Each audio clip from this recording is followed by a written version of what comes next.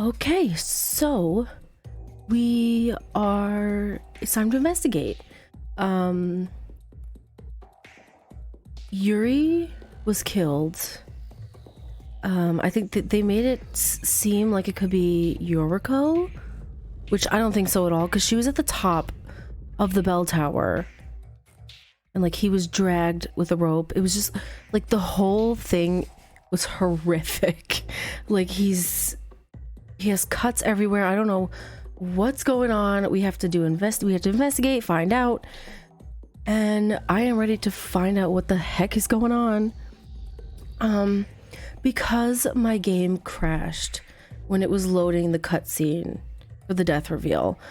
I actually lost all of the free time, like most of the free time events and skills that I acquired when I did them. So I don't think I really have much to help me with the trial, so I'm gonna definitely have to investigate as much as possible. But yeah, that's what this is for, and I am ready. So basically what happened was we saw Yuki kind of rushing out of the monocruise, right? And we decided to follow him. We saw him, he stopped out in front of the bell tower, and he said that he got a message from Yuri begging for help, like come save me. So Yuki and Sora went in together, and they saw him on the ground with he was pierced in the left leg with, I don't know how to describe it, but he was pierced in the left leg, and he had a wound on the right leg that looked like he had been pierced there as well, but the weapon wasn't in there anymore. It was in the left leg. And they found him on the floor, and for some reason Yuri was upset that Yuki was there, which seems kind of weird to me since he sent him that message to come save him. Or did he? You know, unless someone else sent it? I don't know how that's possible, but anyway, then he was dragged up into the bell tower, the bell rang, and he came crashing down, and he's covered in cuts, and he died from the fall. I have no idea who could have done this. They're trying to make us think it's Yoriko because she was up there at the top when we went to go see who's up there, but I don't think it was her. She was very like, how did I get here? I'm wondering if the fact that there was alcohol at the party last night, I wonder if that has to do with anything, but you know, we have to investigate to find out. Anyway, I'll stop talking. Let's get to it. Unknown liquid. Ah, there's some sort of liquid on the ground. What is that? What is this? I wonder. I didn't have the guts to taste it, so I just crouched down and smelled the liquid. It smells like some sort of chemical substance. Say. Sora, what are you doing crouching on the ground? We also kind of discovered that Kanade is a little bit of I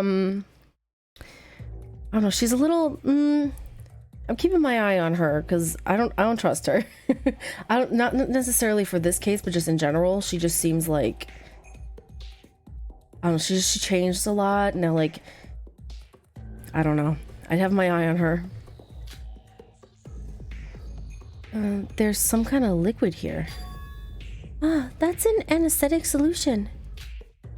Anesthetic solution? This one in particular is quite often used in medical surgeries. It's used for general anesthesia. How do you know all that? I have smelt it quite a lot.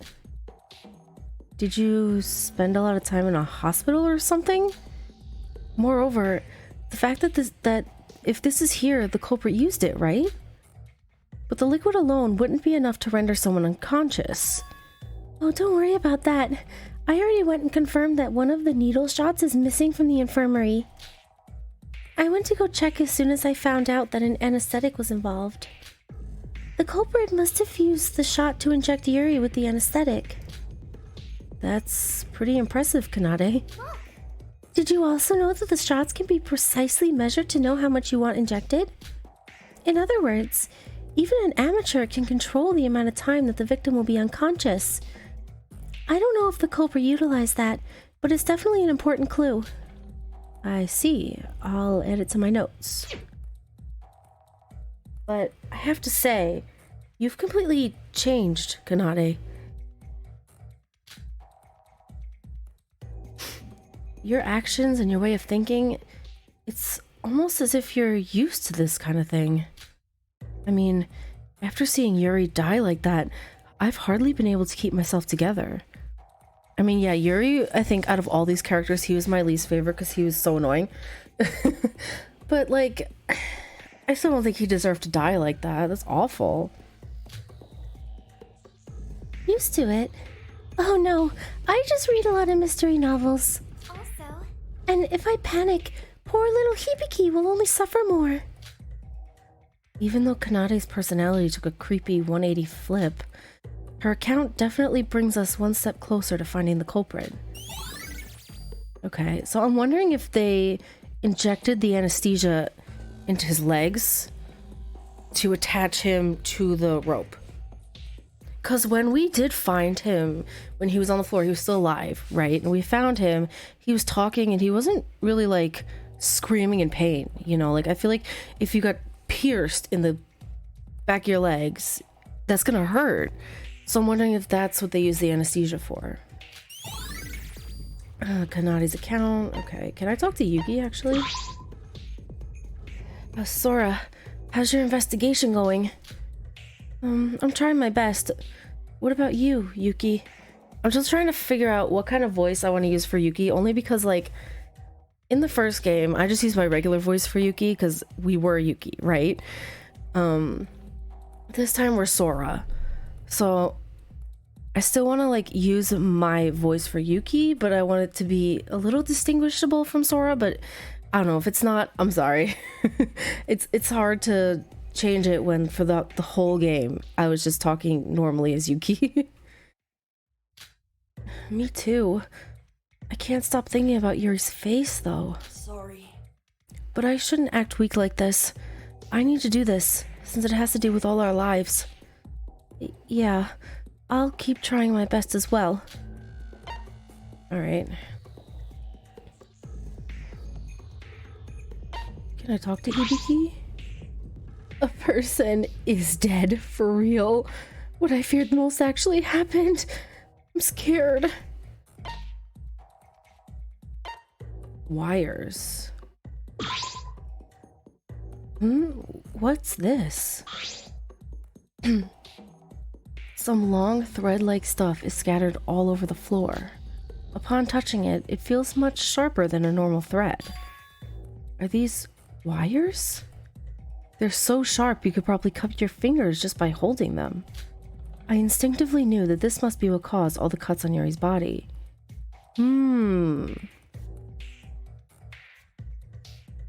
Like, was he wrapped up in wires, or were there wires up in the bell? If he was cut by these wires, it would definitely explain the state of his body right now. The cause of death was definitely from falling, so this isn't the murder weapon, but it still seems like it's important. I'll add it to my notes. Sharp wire has been added to the truth bullets section. A murder at last, Miss Sora. You look really excited. I'm just kidding around. Why would I not be? We can finally begin the main event of this killing game, the class trial. By the way, I plan to do my best to figure out the culprit, and the murder trick as well. This first murder has filled me up with enthusiasm. Sure, do your best or whatever. I still don't know what to make of the fact that we know who the mastermind is. That's so bizarre to me. Like, it's never been a part of these games. So, like, if we know it now, what kind of twists are coming, you know? Like, yo, is the investigation going well? Trying my best. While I'm on the lookout, I'm also writing a summary of the case. I'm definitely gonna publish this in the future. Even though a murder just occurred, it's Just like the ultimate journalist to act like this. Yeah, he's kind of annoying, I'm not gonna lie. Okay, I guess we can look at Yuri. Oof. It's Yuri Kagarin's corpse. How did he... No matter how creepy he was, how did he end up like this? Yuri, I will find the culprit. I promise. I guess I need to inspect the body if I'm going to find the culprit. Oh man. It reminds me a lot of Nagito's death in the second game. Maybe that's because Yuri reminded me of Nagito when he kind of went a little crazy. But like all the cuts and the being pierced, the graphic nature of it, it's very reminiscent of Nagito, which is interesting. Yuri's dead body was in a dreadful state. His whole body was dripping in blood, and all of his joints were broken and twisted in obscure directions. I guess it's because he fell from so high up. Yeah, he must have broken a few bones. There's a huge hook stuck inside his left calf. Ooh, it's going all the way through. It looks so deeply rooted that it won't budge when you touch it. And connected to that huge hook is a rope. So the culprit pulled Yuri with this rope all the way to the top floor, then dropped him. Even at a glance, this rope seems quite strong and sturdy. It would take a lot of force to cut this rope. I get that the culprit pulled him up with the hook and the rope, but... What's with the wound on his right calf? Yeah, that's weird. Because it makes me think that they attached him with his... from the right leg first. Why would they move it to the left, you know? It's a little weird, I don't know. At first glance, it looks like the same hook made this wound. I can read. But was there a reason to hook both calves? I'm not sure what the culprit was thinking, but I'll write this down just in case. I didn't find anything else that wasn't already on the monochrome file. I figured there might be some sort of big clue hidden on the body, but with the exception of the fact that the rope and hook were used, there was nothing like that. I guess I need to investigate some more. Hook with rope has been added to the treat bullets. Cab stab wounds. What is this here? Oh, this is the monochrome file. The victim is Yuri Kagarin. Is this the same thing we read? Estimated time of death 7:30. It's found on the floor in the Uehara bell tower. Uehara. Sharp cuts all over his body. Victim's bone is neck, spine, right knee, and left arm are broken. How did he get, like, was he covered in wires before? Like, how did the wires cut him? I don't know.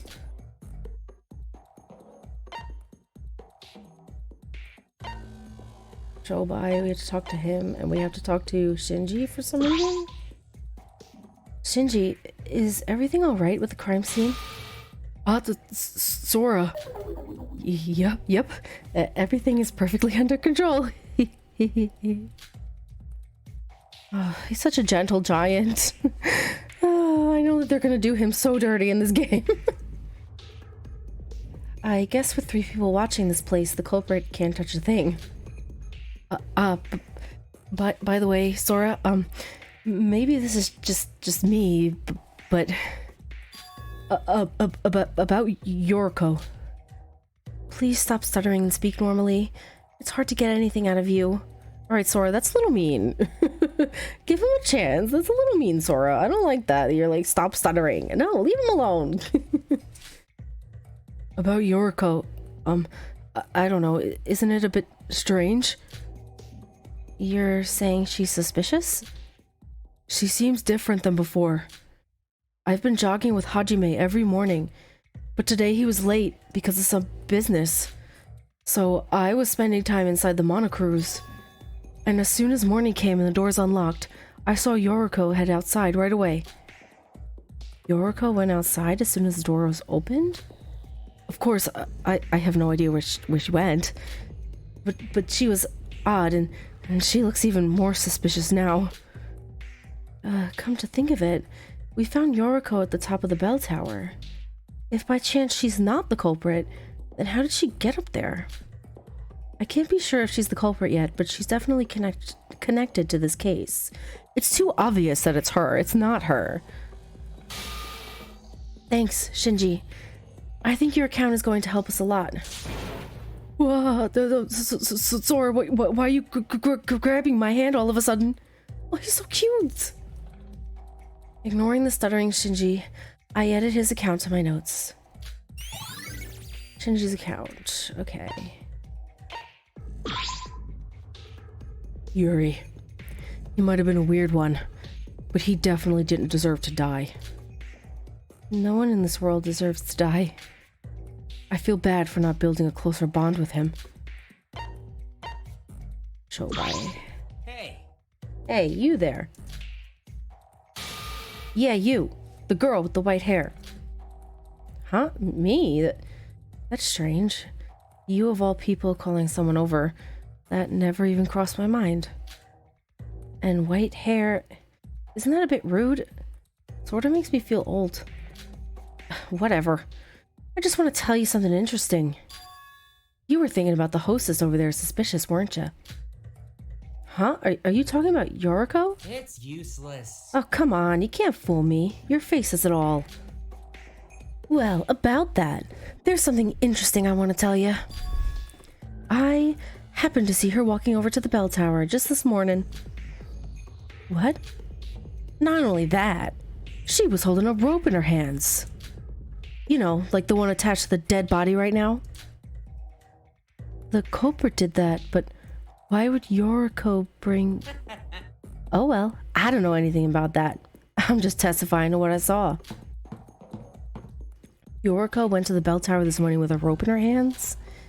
That's like saying Yoriko is the culprit. There's no way I can know for sure until the class trial. I'll take note of what Shobai said, just in case.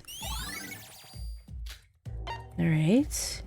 Anything else red over here that I didn't get? Oh, there's... Oh, I didn't even see her over here. Setsuka, is the investigation going smoothly? Rah. What is it? Well, about that. I just found something strange. Something strange? Come, follow me for a second. Where are we going? This is the entrance to the bell tower. Oh, it's a church, and it's called the Uehara Bell Tower because Uehara was the ultimate priest. I missed Uehara. Do you see that thing in the bushes? That thing? This is... a life jacket? A life jacket? And I'm pretty sure no one used this to take a swim. Don't you think it's something the culprit might have left behind? A life jacket, what's it connected to? The other end of the rope with a hook? Like it's ripped at the top there. It's very close to the crime scene after all.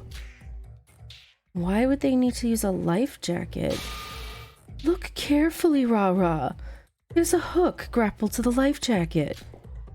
Oh, you're right. And this hook... Yes, it's the same one we found in Riri's calf. I still don't know exactly what it was used for, but it was definitely used in the murder. Setsuka, by all odds, this is crucial evidence. I thought so too. Let's keep this in mind. A life jacket that seems to have been used by the culprit, but for what purpose? Tethered life jacket. Interesting. Alright, talk to everyone. I think I can... Spiral staircase. This is the spiral staircase that leads to the top of the bell tower. It really does go up high. It doesn't even look like it goes that high from outside. Yuki and I took these stairs up to the top floor, but the only thing we found there was Yoriko. I thought for sure the culprit would be there, or maybe Yoriko is the culprit. See, that's too obvious. It's too easy. She's not the culprit. I can't jump to any conclusions yet. Whatever the culprit did, they definitely pulled up Yuri. So at one point, they definitely went up these stairs. If I consider the height of these stairs, it would probably take at least 5 minutes to climb them. So when did the culprit actually go up these stairs? Earlier. Way earlier, right?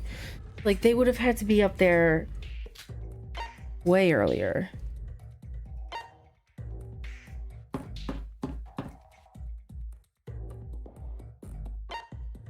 Wires. Huh? This is... Upon inspecting the spiral staircase, from here I realized something odd. What are those wires? Where are they taped to the wall? Wait. Were the wires taped up in the spiral staircase below the bell so that when he fell down the stairs, they cut him as he fell? Does that make sense? I don't know if I'm making any sense. But like, they were set up so that when he was up there... But how would that be possible? Because he was dragged up. They would have cut him on the way up. Maybe they cut him on the way up, not the way down. But then, is there blood inside the bell? I guess that depends if there's blood inside the bell, right? I think there were wires like these on the first floor too. When I touched them, I could tell they were one and the same. They're connected to the walls along the spiral staircase. Looking closer, they weren't only strung from the bottom to the top. Wires were hung across the walls in intervals. They've all already been snapped, so that means the wires from the bottom floor must have been hung up here before. These were definitely set up by the culprit, but why would they go out of their way to do this? I have no idea, but I'll still take note of this. I guess it depends. If there's blood inside, then he was cut on the way up. If there's not blood inside and he was cut on the way down, how is that possible? I keep going to WASD because I'm so used to it from the other game. It's an enormous bell that decorates the top of the tower. Huh? There's something odd here. What is that? Scrape marks? What are those? They look like traces of some sort. Looking from the bottom, it looks like something was swept through the top of the inside walls of the bell. It was Yuri, right? I wonder what made those traces. I recall that before Yuri fell, the bell rang. Could this be related to that? Yeah, I think they rang the bell with his body. But he wasn't dead at that point. But there's no blood in there, so... Was he cut on the way down?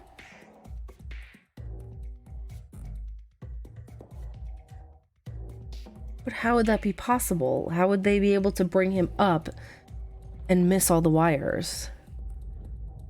Because I'm assuming they planted the wires earlier. It was done ahead of time. So that when he was down on the ground and they yanked him up, wouldn't he have been cut then? I've never looked inside the bell before, so it's possible that those traces have always been there. Even though I was unsure, I wrote it down in my notes. Marks on the bell. Okay, is there anything else up here? No. Okay. Who do I still need to talk? I'm gonna talk to Iroha. Sora. The fact that Yuri's dead is hard to believe. There's nothing we can do about what's already done. I know, but this feels so surreal that it's like this isn't even real life anymore. Positive, stay positive. Right. We need to think positively. It's even more important in times like this. Like, this girl has some trauma, doesn't she? Like, there's a reason she's like, we have to be positive, we have to. Like, she has some deep trauma. I don't know what it is, but I think she does. Yuri seemed like a dangerous person, and he wasn't that helpful either, so I guess it's a relief that he's the one that died. I think you're crossing the line there. Besides, that sounds far from optimistic. Oh, my bad. I talked to Emma. I didn't talk to Emma. Oh dear. I heard from Yuki that the culprit pulled Yuri up from the top of this bell tower. I'd say it was pretty bold of the culprit. This spiral staircase is much taller than it looks. How could one possibly think of climbing up the staircase to the top? And how, if they pulled him, right, they'd have to be really strong. So that makes me think it's definitely not Yoriko, because I don't think she can pull a whole body up all that height, right? I don't know. I think I looked at everything in here. Can I go out? Where do I go now? Rara, where are you going? Hello, Setsuka. I'm going to look elsewhere. I know the murder happened here, but there could be clues in other places, right? All right. In that case, I suggest you visit the guest house. That's where I was gonna go anyway. It's right next to the bell tower, and you might be able to find something thanks to our party there last night. I see. All right, thanks. That's not the guest house. Is it this way? Like, I'm sure something was done during the party, because like the whole time I was like, someone's gonna die during this party. Oh, Kokoro's here. Laura, so you've decided to come here too? Since the guest house is so close to the bell tower, I thought I would check it out for clues. Which means... Good idea. The guest house does indeed have some clues. You should find them. Okay. Looking around the bottom floor first. Let's go upstairs. Oh, Yoriko's here. Glass bottles with some liquid inside of them. They're probably from last night's party. The smell is still lingering. I don't know how people managed to drink this stuff. See, like, something was weird with the alcohol, right? Because Sora was like... She said she had like a sip or something really small, and then she woke up with a hangover. Like, that's impossible. Excuse me, that's impossible. So I'm like... You know? I don't know. One sip and I was already feeling dizzy. See, that makes me think it's not alcohol, it's something else. Like, it's poison of some kind. You know? I don't know. I guess that's why we're investigating, to find out. I was smelling all the bottles and one of them suddenly caught my attention. Huh? Wait, this bottle. The inside of this bottle doesn't smell. Does that mean it isn't alcohol? Instead of having a smell of stinging alcohol, the bottle I picked up smelled like nothing. After some hesitation, I drank it. It really doesn't taste like anything. This is just water. A bottle of water was amongst the bottles of alcohol?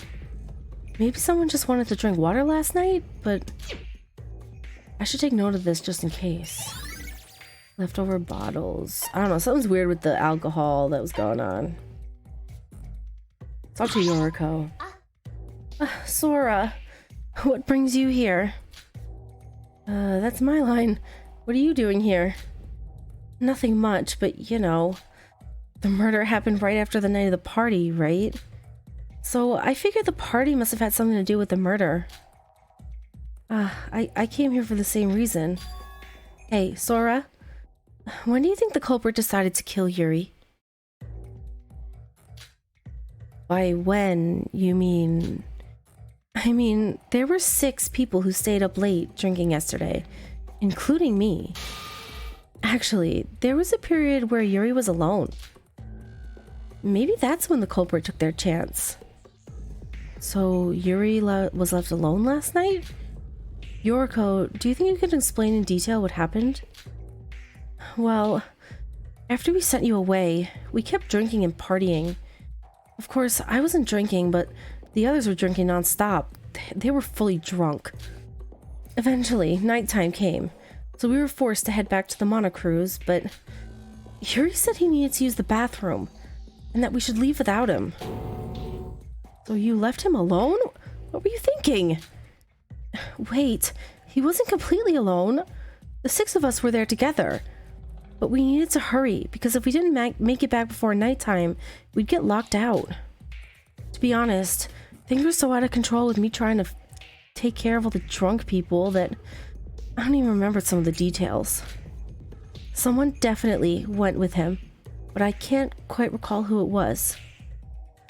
So you didn't check to see if he actually returned to the monocruise, right? Yeah, I'm not sure. I don't even know if he made it back.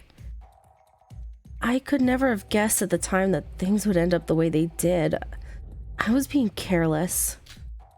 I guess asking the other students if they saw Yuri go into the ship last night might be a good idea. Anyways, Yuri was definitely alive up until we all drank yesterday, so maybe that'll help. Also, this is just in case, but you're not the culprit, are you? What are you saying? But of course not! Why would I be the culprit? I see. Well, I'm sure we'll all talk about this whole mess during the class trial. Thanks to Yoriko's account, we might be able to know when the killer went for Yuri. Uh-oh, that means that's the last I'm thing. pleased that you're all investigating so rigorously. However, your time is now up. The investigation has ended. We will now commence the class trial. So please, gather at the entrance to the class trial room on the first floor of the monocruise.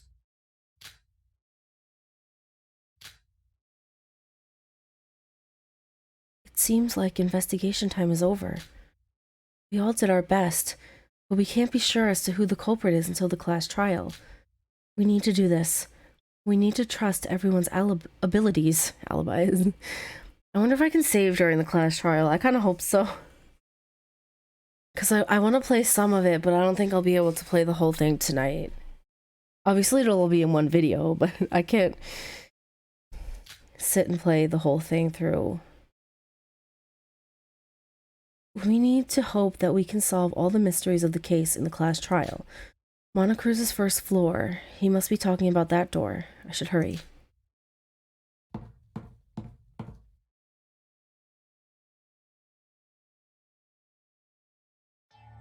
You're all here. Hey, You're late, Sora. Last place again. I'm late? Sorry about that. We were worried about you. Why were you so late? I came as soon as I heard the announcement. Maybe it's because you're the culprit, right? As if. Hibiki, you can't say stuff like that to poor Sora without any evidence. It's like what Kana said earlier. Either we expose the culprit or we all die. Those are the only 2 outcomes. If we mess this up, we're all dead. What happened to us? Just yesterday we were partying. How did it come to this? That's just how it is. We don't have time to think about that. If we give up here, we won't be able to survive. Wait, is this the class trial room? It's not at all like how I imagined it would be. Good grief. No. This is only the entrance to the class trial room. See that elevator? We'll be taking that down to the class trial room. Hey! Take that down? Down where? Aren't we on a cruise ship? this is stupid. Yeah, whatever. Let's get it over with. You're pretty damn laid back considering all our lives are in danger. Sorry to have kept you waiting. Everyone seems to have gathered, so let us waste no time in getting started. Now, the thrilling, the extreme class trial. Everyone, please enter the elevator in front of you and make your way to the class trial room. As you might have already realized, you cannot escape from the class trial. Face it head on, using what you learned in your investigation. Now let us begin. The first class trial of the Utsuroshima field trip of mutual killing. So we're really doing this. I don't want to go down. Are we going to be able to find the culprit? It'll be really bad if we can't. Time for a beatdown! Right, you know what? Bring it on. It's not like we can't escape this anyways. Oh, not like we can escape this anyways. It's like what Big Bro says. If we put our heads together and discuss this, we'll find the culprit. The culprit who killed Yuri. Let's find them, no matter what. It's starting. Once we go down that elevator, there's no going back, no running away, and no giving up. But I am not alone. I need to survive through this with everyone. I want to talk to Yuki. We can't run away after coming this far. Let's find the killer. Who is it? I have no clue. I know it's not Yoriko. That's too obvious. Is everyone ready? This is it. Yes. Okay. Here we go. After making sure everyone was in the elevator, we pushed the button and the door shut. We felt the elevator begin to descend. Oh, The elevator made a loud sound as it slowly but steadily descended. Normally, everyone would have been talking to each other. But the vibrations of the elevator seemed to make us all mute. It alerted us of the class trial to come. The elevator sound grew louder, almost as if to make fun of all of our fear. Thoughts that we may never see the light of day again crossed all of our minds. But we couldn't let that happen. Whoever killed Yuri wasn't going to get away with this. As everyone had their own thoughts of what may or may not happen, the elevator came to a screeching stop.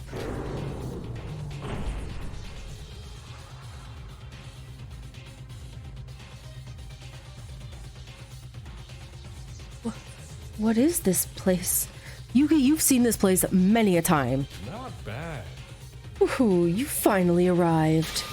Welcome to the most advanced facility of the Monocruise, the class trial room. Oh, I like what you've done with the place. Very impressive. This feels like an actual court or something. I assume you're all ready. I also assume you all know there isn't any running away from this. Let us begin.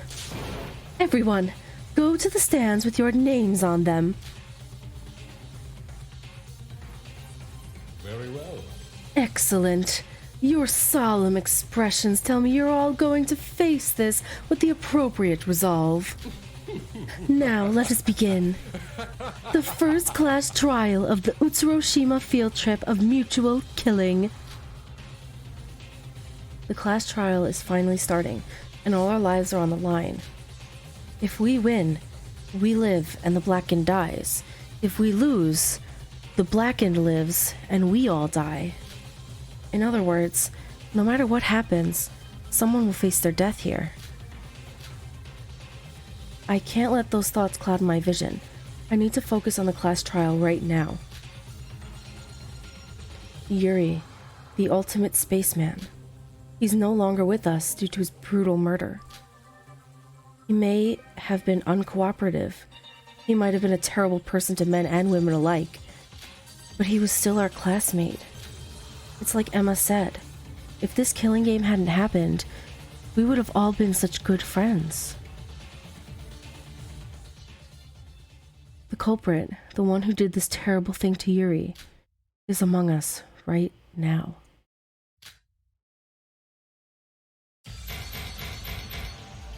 Oh, it looks good. Various thoughts intertwine, and the curtains finally open. A trial of life and death. A lie of life and death. A betrayal of life and death.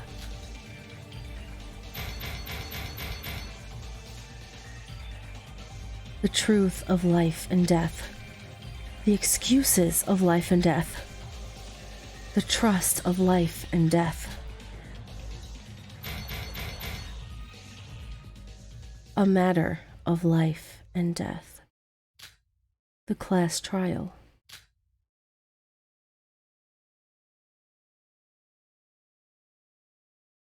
Will I just save? Yes, please.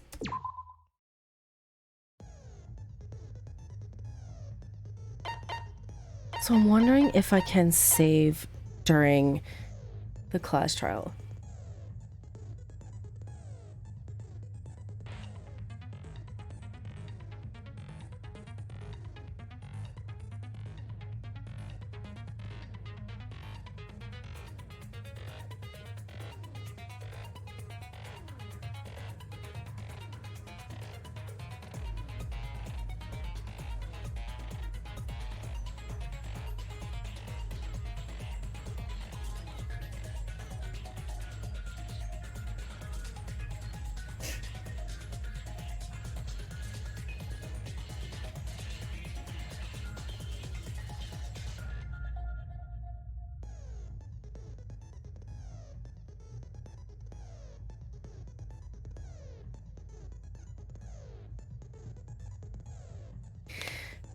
Alright, so I have a little bit of time. I think I want to start it. And we'll see what happens. If I could save, maybe there'll be a break where I can save. That'll be nice. Like, the mid-trial recess kind of thing. Suspended the trial. I'm gonna begin it. I have a little bit of time, so I'm gonna do it. Begin the class trial, yes.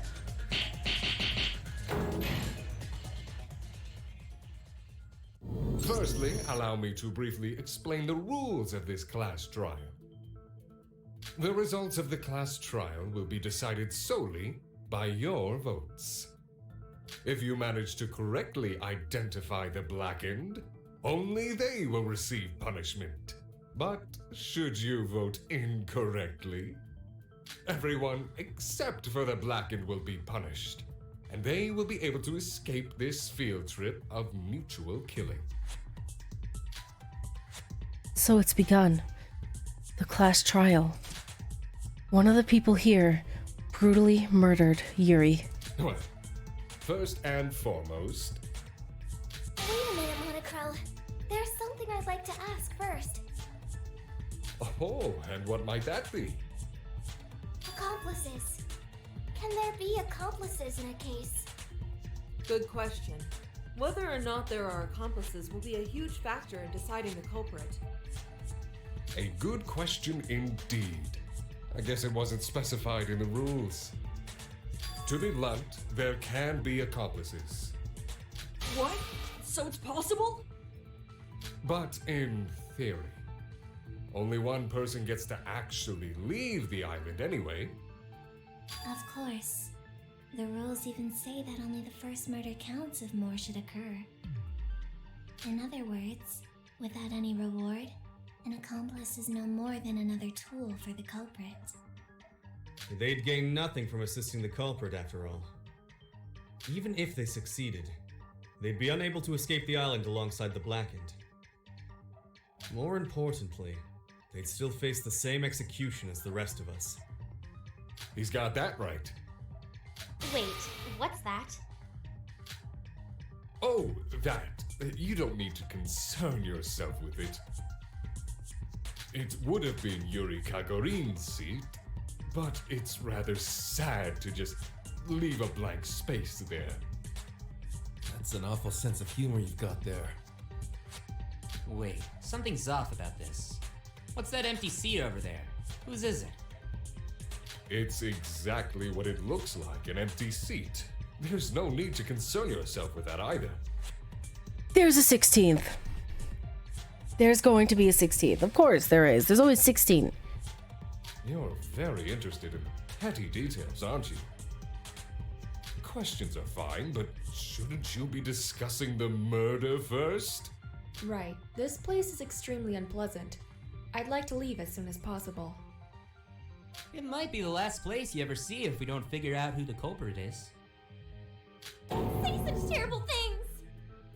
Wait, all of you. Do you mind if I say something before we begin? Huh? What is a Kokoro? I know who the culprit is. What? What? Are you serious? Who is it? Who's the culprit? I know who the culprit is, and I know exactly how they did it. So I'll give them the chance to speak. What? Give yourself up now. Perhaps then I may understand that you regret your actions. You'll be found out anyway, and it's better to confess rather than have it dragged out of you.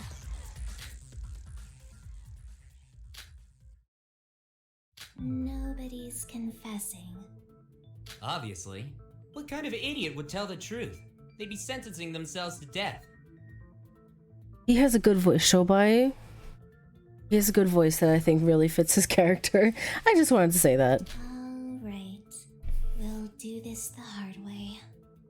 So who's the culprit, Coco? I can't tell you that right now.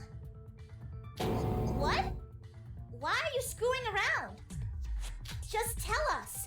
We don't know who it is, so just tell us so we can get this over with. Like Sosie said, I don't want to be here any longer than I have to be. Would you be able to comprehend it, even if I did tell you? I would be lucky to be believed. I sense that a few of you are suspecting me already. Ha! Your powers of observation are truly outstanding. This is a class trial. All of our lives are on the line here. We need to find a conclusion that everyone finds acceptable, so that there is no doubt who the culprit is when we all cast our votes. Figure it out for yourselves as much as you can. I'll help you if you get stuck. This is totally suspicious. Ibiki, don't dismiss her when we haven't even started yet. I mean, I get how she can kind of know who it is before starting, because she's the ultimate psychologist, right? So I feel like she's very good at understanding people, and therefore, like, I can kind of believe that she knows who it is, but I have no idea who it is. What? What's with that condescending attitude, huh? Do you think I'm an idiot? Oh, sis, your mood's back up again. Duh, of course. I don't want to sit around moping forever. I'm really scared, but I'll do whatever it takes to stay alive. I see. That's good, sis. Let's get started then. Wait a moment. May I say something as well? What is it now? I imagine that some of you may suspect me simply because I'm the mastermind. Your opinions on me as a person are inconsequential. But please, for all of our sakes, treat me as just another student during the class trial. I don't think it was him either. We would all die if we reached the wrong conclusion, after all. I don't want to die either, you know? That's exactly what the real culprit would say. Oh, come now. This is a prime example of what you should not do. Shinji, I'm sorry, but he's right. If Mikado wanted to act as the mastermind, he had plenty of opportunities to do so before. Everyone here is a suspect, including Mikado and I. The purpose of this discussion is to narrow down that list. I see. I understand. I'll try my best. So, can we start now? Where should we begin? If you're confused, try starting with what we know happened in this case. Do your best. My life's on the line too. We should probably start with what we know about the case. I need to try my best. Everyone's lives depend on it. The minigame what? Nan stop debate? What? The minigame Non-Stop Debate Another is about to begin. Would you like to hear an explanation? I'm gonna hear it because it might be different from the other one. In a non-stop debate, you have to point out and counter the contradictions in other students' words with a truth bullet. Yellow phrases are weak points. Yes, yes, yes. The upper left corner displays the speaker and the progress meter. And occasionally a student's lines will include a yellow phrase. This yellow phrase is the weak point. You can move your crosshair over this weak point and press confirm to fire a truth bullet. You're free to fire truth bullets at a regular text as well, but nothing will happen and points will be deducted instead from your score. So maybe try to avoid doing that. The point is to fire the right truth bullet at the right weak point. You can press shift to change the loaded bullet displayed in the lowest left corner. This feature isn't available if you only have one truth bullet, however. If you successfully refute an argument with the correct truth bullet, a cut-in will appear and your score will be calculated before advancing to the next phase. You will fail to refute an argument if you attack the right contradiction with the wrong truth bullet. In this case, your focus gauge will only take 1 damage and points are deducted. If your focus gauge is completely depleted, your influence gauge will take 1 damage and the minigame will start over.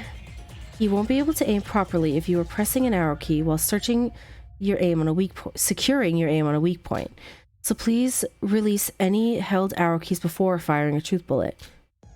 You can also press S to skip lines and A to view a list of all the truth bullets. Okay.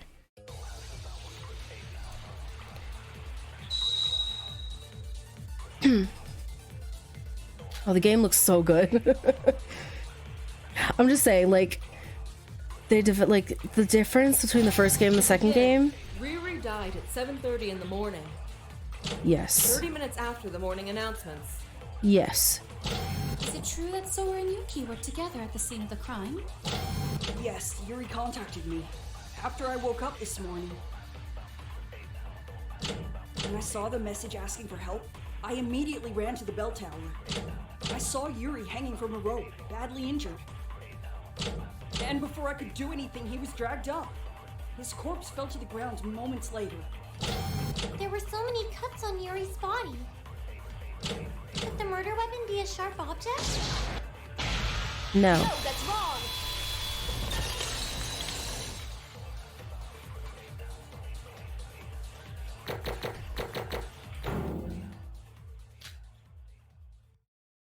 He died from the fall, not from being stabbed or cut. No, Iroha. Yuri couldn't have been killed by a sharp object. If you check the monochrome file, it says that the cause of death was blunt force trauma. In other words, Yuri's death was likely caused by his fall. Oh, I see. There were so many cuts on his body that I overlooked that. Then what are those cuts from? The cuts are probably a result of that object. And that object is... Got it. His injuries were caused by the sharp wires. Wires? Did you see all the wires strung in between the empty space in the middle of the spiral staircase?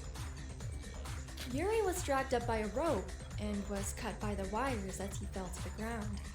He fell very quickly, which is why the wounds are so thin and yet so numerous. Oh, so that's why the cuts were there. You never even checked the monochrome file? I can't believe you call that an investigation. I'm sorry. Hey, it's an honest mistake. Don't pick on her. An honest mistake? It's rich of you to say that when we could all die from it.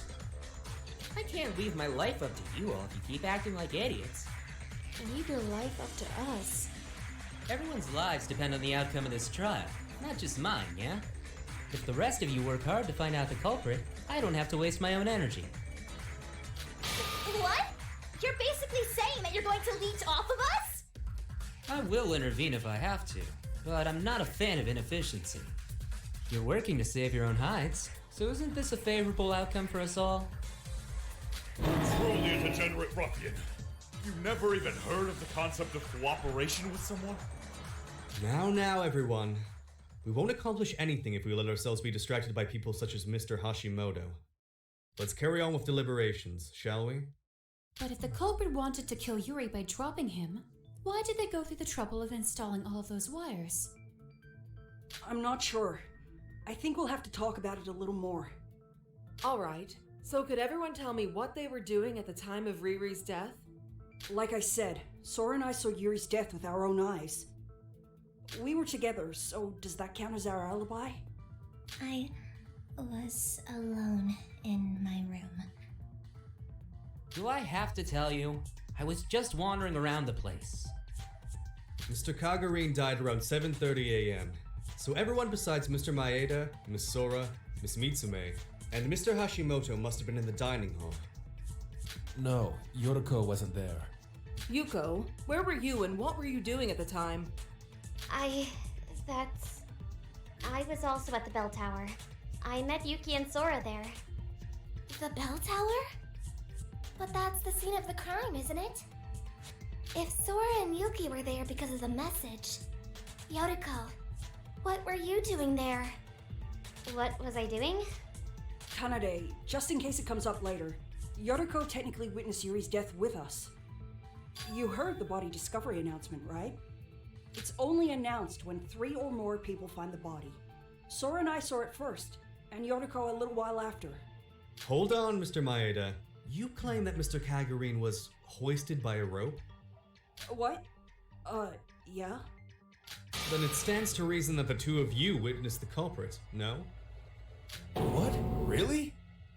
If the Blacken dragged Mr. Kagurine with a rope up to the top of the bell tower, our 2 witnesses would have immediately followed afterwards in pursuit. I see. Because the only way down from the top of the tower is down the spiral staircase. Whether the culprit went down or Sora and Yuki went up, they would definitely bump into each other at some point somehow. Unfortunately, that wasn't the case. We did get to the top of the bell tower, but Yoriko was the only one up there. That means Yoriko's the culprit. What? What? Isn't it obvious? Like Emma said, the only way to climb up the tower is by using the stairs. And if you were there... Right, but it's still too obvious. Like, it's not her. You don't have a good excuse like Yuki and Sora. And you've been looking worried from the start. It's clear to everyone that Yoriko's the culprit. Don't you think so, sister? Huh? But, Kanade, we just said that Ruko's a witness. Please just think for a moment. Yoriko doesn't have an alibi. And she has no reason to be in the bell tower if she's not related to the case. I guess. When you put it that way, Ruko does sound pretty suspicious. Hey now! Who are you calling suspicious? Okay then, Yuko. Can you tell us why you were at the bell tower?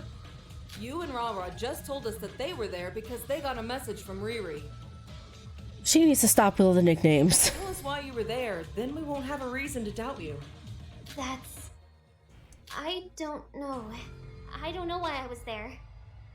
What? Are you kidding me right now? Yoriko's situation sounds kind of complicated.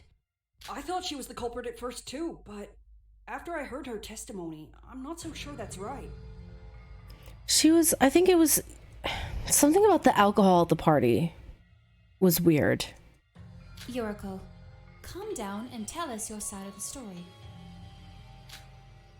As I expected, it looks like everyone's suspicious of Yoriko. We need to discuss this some more to find out if she's really the culprit or not. Oh, here we go, into a debate again. I'm not a fan of the non-stop debates because I'm not good at them. Oh, but I only have 1 truth bullet, so that helps me. I went outside as soon as the Monocruise's door opened, so I could start my morning investigation before breakfast began. Then someone attacked me from behind, and I lost consciousness. When I woke up, I was at the top of the bell tower next to Sora and Yuki. Do you have any proof? For example, someone who saw you leave early. What? No, nobody saw me. You're acting Oops. really suspicious. Why did you go out so early anyways? It's not me. I swear I'm not the culprit. Did I just not hit it on time?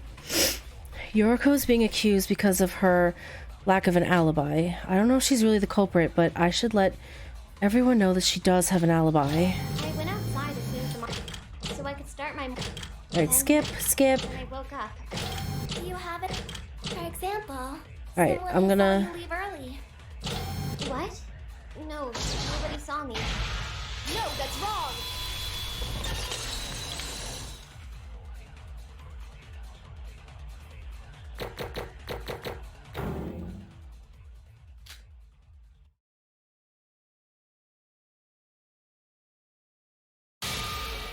Actually, there was someone who saw Yoriko leave early this morning. Shinji, you said you saw her, right? Oh, me? Well, yes, I definitely saw Yoruko leaving early this morning. You guys sure do get up early, don't you? What were you guys doing? Hajime and I go jogging every morning, you know? I woke up early, so I was waiting for him in the corridor.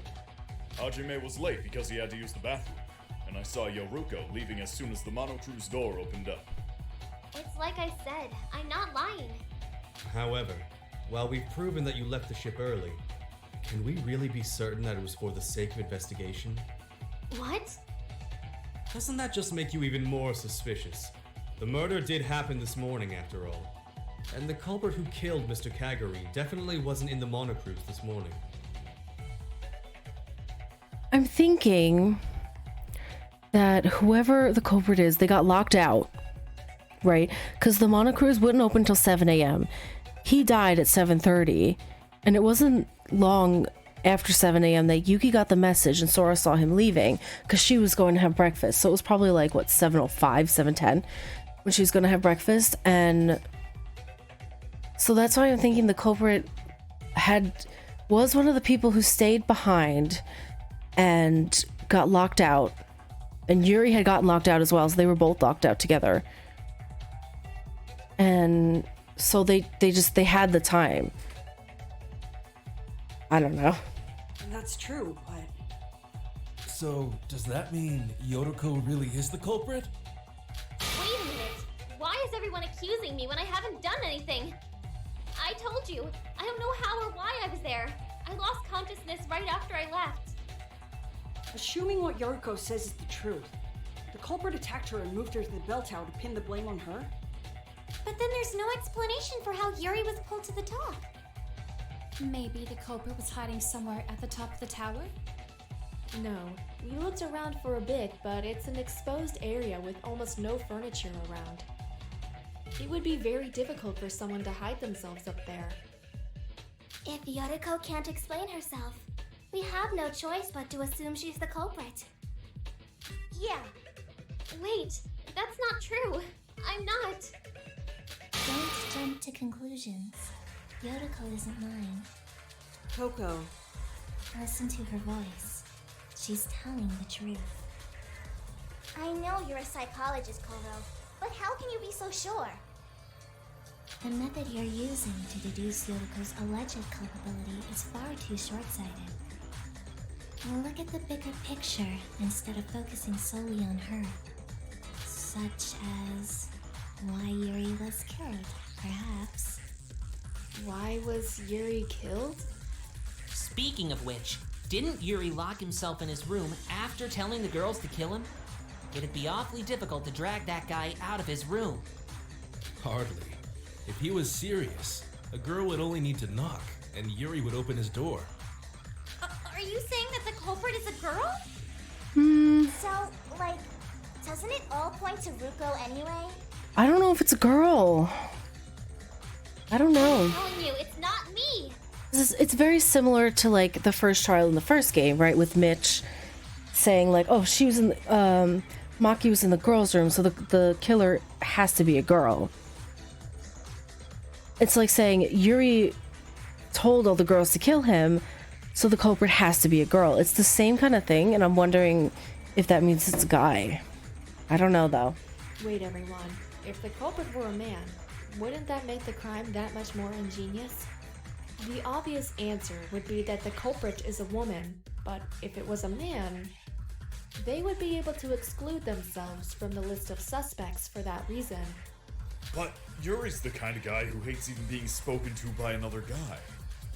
As long as Yuri had locked himself in his room, a man would have never been able to lure him out. Huh?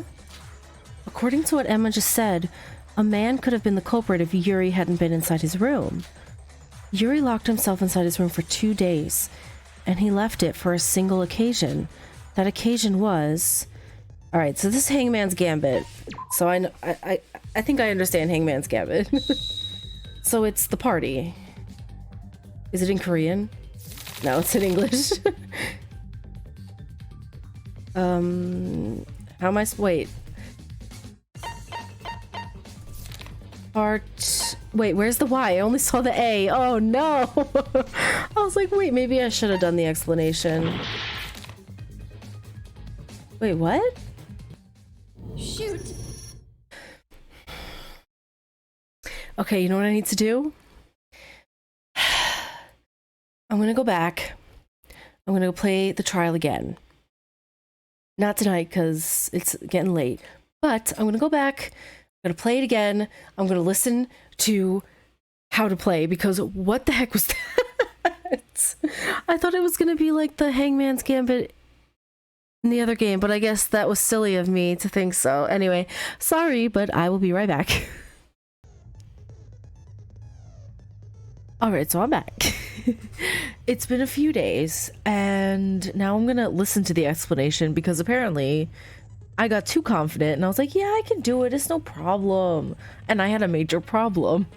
So I'm gonna hear the explanation. Anyway, I also want to say that because I had to start all over, I started the trial from the beginning, so I did equip one of the skills that allows me to save in between each phase of the trial. So we're gonna see that. I'm gonna save during each phase, just in case what happened before happens again. I don't have to click through like 30 minutes of the trial. Anyway, let's hear the explanation of the Hangman's flashback, because apparently I don't know how to do it. In Hangman's flashback, you have to try and catch a thought that passes through your mind in a flash. Get it? You will first be shown the position of the words, which are important to remember. Find and match the same letters in order to spell out the answer. The letters should be answered in the order of the blank spaces in the lower left corner. Okay, so I need to find A first and then Y second. Okay, I thought I just had to click AY and then it'll be like, yeah, party. So I was like, what the heck? Why isn't it working? Clearly, because I needed to read the explanation. When the game starts, the keyword will appear in the lower left corner with some of the letters left blank. A set of cards will also appear in the middle of the screen. The cards will initially be shown for about 5 seconds, during which you should memorize their letters and their arrangements. Ugh, I'm not good at that. Next, you must fill in the blanks of the keyword reading from the left to the right. Try to recall the letter that would fit the leftmost blank first, then select the card that you think holds that letter. After choosing your initial card, select another card that the letter matches the letter of your first choice. If you manage to match a pair correctly and their mutual letter correctly fills the blank, the space will be filled and you can move on to the next blank. You will receive a penalty to your score and you'll take damage if your letter is incorrect or the cards don't match. The lower right corner will display the time limit. If the timer reaches 0, you will receive a penalty to your points and your focus gauge will take damage. If you're concerned that this game is too difficult, don't worry, the cards will all be shown again briefly if you run out of time, so try to use these resets as guidance for all subsequent attempts. Like the non-stop debate, your influence gauge will be damaged and the game will start over if your focus gauge runs out completely. Oh gosh, here we go again. The bane of my existence. Okay. Okay.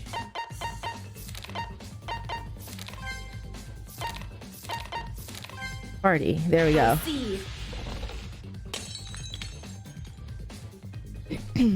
Now that I know how to play the game, I can actually continue with this trial. I'm gonna save. But yeah, they were just talking about how they're trying to make it seem like it's a girl, but like that's giving me the vibes of the first trial in the first game with Mitch, where he was like, oh, she's in the girl's bathroom, so it has to have been a girl that killed her because she's in the girl's bathroom. It ended up being him, you know. So I feel like, I don't know, maybe it's a guy. I really, honestly, I have no idea. I know it's not Yoriko, but I have no idea who it is. The party last night. Yuri was at that party, wasn't he? Didn't he drink late into the night too? Oh, yeah, he was there. So then if someone attacked Yuri right after the party ended, it could have easily been a man. Yes, that's true. You're taking that into account now? Quick-witted bunch, aren't you? Asshole! You're not even participating in the discussion. What? Do you want me to help? That'll be a million crows. I'll figure this all out for you then. His voice is really good. I know I said that before, but like, they chose like the perfect voice for this character, I think. Shut up, you Scrooge. If Sora's right, a man really could have attacked Yuri. But that's no reason to rule out a girl as a culprit. I mean, she has a point too. Of course. She said that the culprit could be a man, not that they couldn't be a woman. For a man like Mr. Kagurine, the idea of him giving up his life to a woman that approached him during the festivities is all too plausible. True, but again, wouldn't that be too obvious again? And like, I'm still thinking about the fact that Yuki had gotten a message from him asking him to come save him, but then when he got there, Yuri was kind of like, ugh, why is Yuki here? You know, like that was weird. I'm sure they'll explain it, hopefully, because I don't know. Yeah, but I'm curious about something. The party was last night, right? Yuri died this morning. If the culprit attacked Yuri after the party, wouldn't that mean the culprit was inside the monocruise during nighttime? No, I think, listen, this is what I think, okay? I think Yuri and the culprit, they had gotten locked out of the monocruise. Because, like, Monocro said, I almost called him Monokuma. Like, he said the gates or the doors would lock and close after a certain time, and maybe they didn't make it back onto the boat in time. So they had to spend the night on the island. And maybe that's how... I don't know. I'm starting to second guess myself as I'm speaking. The monocruise doors lock after 10 p.m. Yeah. If the party was last night and the murder happened this morning, there's a huge gap of time missing between them. So the question is, if a man really did attack Riri after the party, what was he doing until morning? But didn't all the people who were drinking late into the night return to the monocruise before 10 p.m.? I don't think all of them did, because they went in groups, right? They split up. And the first group went back first. Then the second group, which was Yoriko, was part of it, and she was helping all the drunk people. That's... I can't really remember. Probably. I was the only sober one there. Although, Yuri was late. He told me he'd be stopping by the bathroom. I get it! That was when somebody kidnapped Rin then! No, that doesn't make sense, because the murder happened at the bell tower just after the morning announcement. The culprit would have been locked inside the monocruise. They wouldn't have had any time to prepare for the murder. Would they have been, though? Locked in the monocruise? I'm thinking Yuri and whoever it was ended up getting locked out. So they had all night, because they can't fall asleep, right? The only place they can sleep is in the dorms, or else it's seen as sleeping in class or whatever, and they'll get killed. So they probably had to stay up all night. And he or she had time to plan it. It's possible. You're assuming things again. There's no rule that says you have to stay inside the monocruise during nighttime. What? But the rules? state that the Monocru's doors close at 10 p.m. and that sleeping outside the dorms is not allowed. That's all. Yeah, they could be outside of the monocruise but be awake. If the culprit never boarded the Monocruise, they would be free to wander the island after the door was locked. If they stayed up all night, they wouldn't be breaking any rules. Being outside the monocruise at night isn't a rule violation? Is that true? Yes, I've done it before. I wondered what would happen if I slept during the day and stayed out all night outside. And nothing happened. The doors opened in the morning, and I was able to board the monocruise as usual. But didn't Monocro say that monsters would be wandering the island at night? You still could have been injured, Coco. I was fine. I stayed on the main roads and never ran into any sort of monster. I'm wondering if the monster Monocro was referring to was like the other students, the potential killers could be the monsters technically. They're wandering around at night.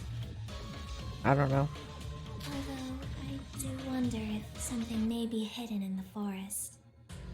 If Kokoro is telling the truth, it's possible that Yuri never re-entered the monocruise last night. I don't think he did. According to Yoriko, he did return, just much later than everyone else.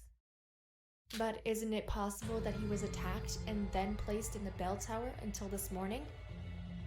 According to that theory, the culprit is one of the people who were drinking late into the night. What do you think, Yoriko? You're one of the people who stayed behind, aren't you? So that's true. But it wasn't me. I got back to the monocruise with everyone else. About that. None of us were exactly sober, so we don't really remember that. Sorry, Yuko. What? They were all drunk as skunks. Indeed. And none of them can recall a thing. Was that done on purpose? Like the alcohol being given to them? So I did think it was kind of weird that they were actually getting drunk. And also weird that Sora she said like she had like a sip and she was hungover the next day. So I'm wondering if the drinks were spiked and by the culprit, and the culprit made everyone get so drunk that they wouldn't remember what happened. Am I thinking too much about it? I don't know. Speaking of which, I don't recall seeing any alcohol during the preparations for the party. Oh, you're right. And yet, there was alcohol abound in the beverages by the time the party started. I believe this is no mere coincidence. Are you saying that the culprit put alcohol in the drinks in order to get everyone drunk and fog up their memories? Wait, isn't it possible that someone impulsively committed a murder because they were under the influence at the time? No. You can tell by looking at the crime scene that someone put a great deal of thought into this murder.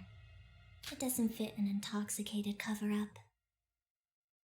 If the culprit brought the alcohol, doesn't that mean they helped organize the party? Who are the ones organizing the party? You, Ra-Ra, Mac, Yuko, Mikado, and myself. I can't with her and her names. Who is Mac? I don't... Who? Mikado? No, Mikado. She says Mikado. She doesn't give him a nickname. Who's Mac? Yu is Yuki. Ra-Ra is Sora. Yuko is Yoriko. Mikado and Setsuka. Who is Mac? I don't remember. Just the six of us. Yoriko is nothing but suspicious. So, the culprit's someone that helped with the party and stayed out late last night. And they would have to be sober. That's what you're saying? Hey, wait a second. The only person who wasn't drinking last night was Yoriko. Is he Mac? Hajime? Who's Mac? I can't. The nicknames confuse me. I'm still trying to get all their names down. Like, I definitely know their first names. I don't know if I know all their last names yet. Definitely not, actually. She said she'd be chaperoning Dry, since we had to get back by 10 p.m. No, I mean, that's true, but That's... the evidence all lines up. It's too convenient. It's not Yoriko. It's not. No. Yuriko, can you explain what happened in more detail? We just want to believe you. You're not listening to me. Uh-oh. Aren't you taking this a little too far? Look, I'm innocent. Why is she arguing with me? I'm not the one attacking her at every turn like Kanade is, okay? Oh, it's the argument. I hate the arguments.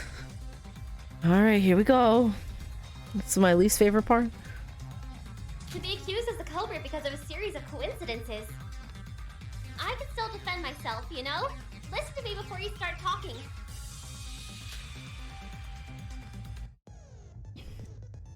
The minigame Rebuttal Showdown and Another is about to begin. Would you like to hear an explanation? I'm gonna always say yes from now on.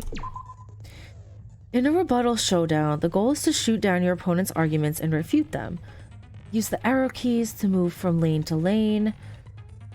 Press S to shoot your opponent's words down. Failing to hit lines depletes the gauge at the top of the screen. There are 5 lanes in the center of the screen. You may switch lanes using left and right arrow keys, and you can launch an arrow by pressing confirm. The opponent's arguments will disappear within 1 to 3 seconds after appearing and inflicting damage. If you fail to shoot them down before that happens, the rebuttal gauge at the top will move to the right. If your opponent takes over the entire rebuttal gauge, your focus gauge will take damage points and will be deducted. On the other hand, the rebuttal gauge will move to the left every time you successfully shoot down your opponent's words. You'll take double the damage if the rebuttal gauge is in your opponent's favor. So do your best not to miss shooting down any of their arguments. Sora will have the chance to say her counter arguments as the rebuttal proceeds, and afterwards the rebuttal gauge will return to its initial position. Just like in the non-stop debate, there are yellow phrases which contain weak points. Here, you will use and shoot a truth arrow in order to refute your opponent. Select the appropriate arrow with shift and notch the arrow with S before firing. Like in the non-stop debate, you can refute the yellow text in your opponent's arguments. Instead of truth bullets, you will be given truth arrows, which must be equipped on the bow in order to refute the argument. Press shift to change your truth arrow and S to equip the currently selected truth arrow on the bow. Once you equip a truth arrow, the bow will turn red and you will not be able to change truth arrows. Press S again to remove the equipped truth arrow. When truth arrow is equipped, you cannot shoot down ordinary marks. You'll only be able to refute yellow text. If you want to shoot ordinary marks, remember to remove the truth arrow first. Finally, you may view a list of all clues by pressing A, similar to the non-stop debate. Do your best, keep your combo going, and counter your opponent's rebuttal. I don't like the rebuttal showdown.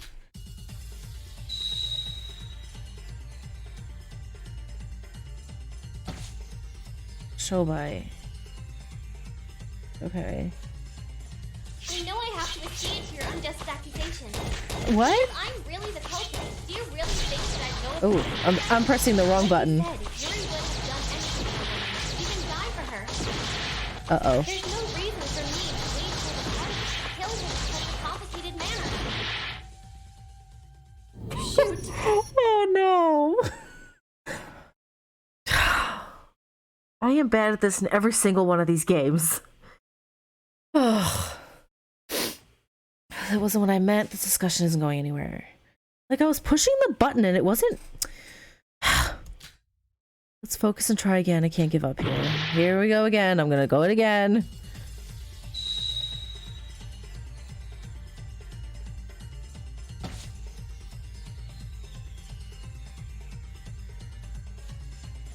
I know I have to accede to your unjust accusations, but if I'm really the culprit, do you really think that I know how to this right? Like you said, Yuri would have done anything for a woman, even die for her. There's no reason for me to wait until the party to kill him in such a complicated manner. Oh my gosh. The culprit may have waited until the party because of their plan involving the alcohol. Like we said before, they used it to dull everyone's memories so they could easily get away with their plan. The fact that Yuri attended the party in itself could indicate that he was working with the culprit. So you're just saying that I would do something as stupid as intentionally going to the party? If I was the culprit, I wouldn't go about it that way. If you two weren't as coward with me, you wouldn't be suspecting me. Is that how it is? Just because of that, you're suspecting me. It's completely unfair. Okay, so I need to do the just because of that. So I need to push which button? This S? Oh, jeez, here we go again. But if I'm really the culprit, do you really think that I'd go about it this way? Like you said, Yuri would have done anything for a woman, even die for her. There's no reason for me to wait until the party to kill him in such a complicated manner. The culprit may have waited until the party because of their plan involving the alcohol. Like we said before, they used it to dull everyone's memories so they could easily get away with their plan. The fact that Yuri attended the party in itself could indicate that he was working with the culprit. So you're just saying that I would do something as stupid as intentionally going to the party? If I was the culprit, I wouldn't go about it that way. If you two weren't as coward with me, you wouldn't be suspecting me. Is that how it is? Just because of that, you're suspecting me. It's completely unfair. Oopsie. I know I have to accede to your unjust accusation, but if I'm really the culprit, do you really think that I'd go about it this way? Like you said, Yuri would have done anything for a woman, even die for her. There's no reason for me to wait until the party to kill him in such a complicated manner.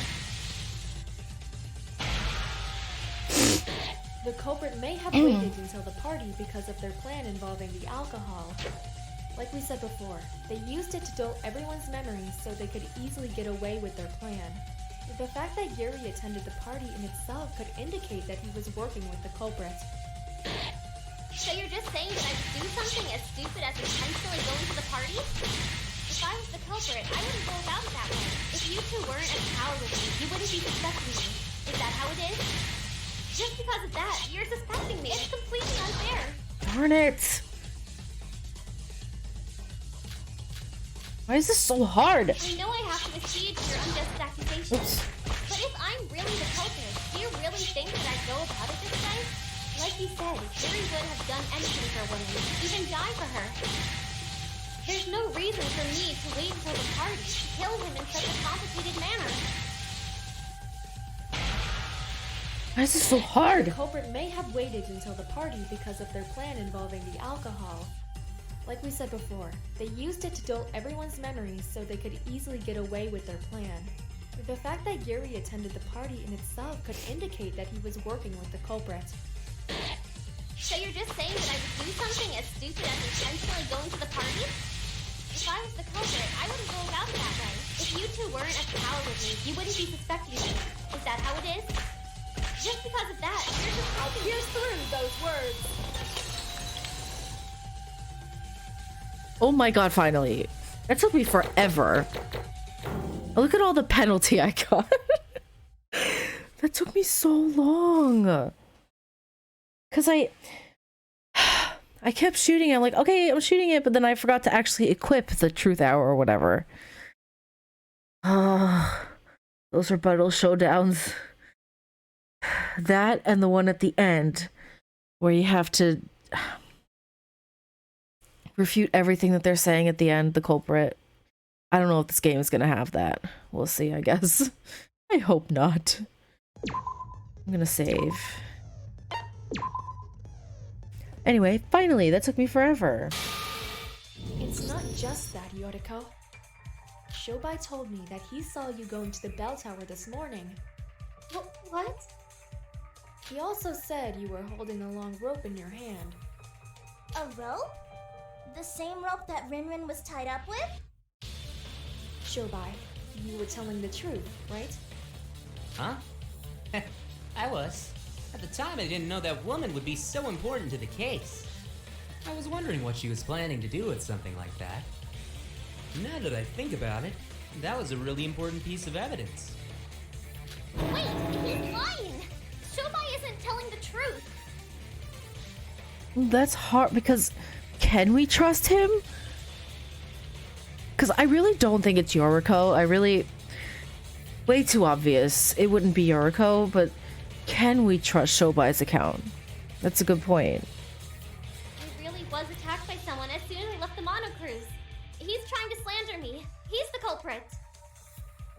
I don't really think he's the culprit though. I don't know. Even if you say that, Yeah, all the evidence is stacked against you.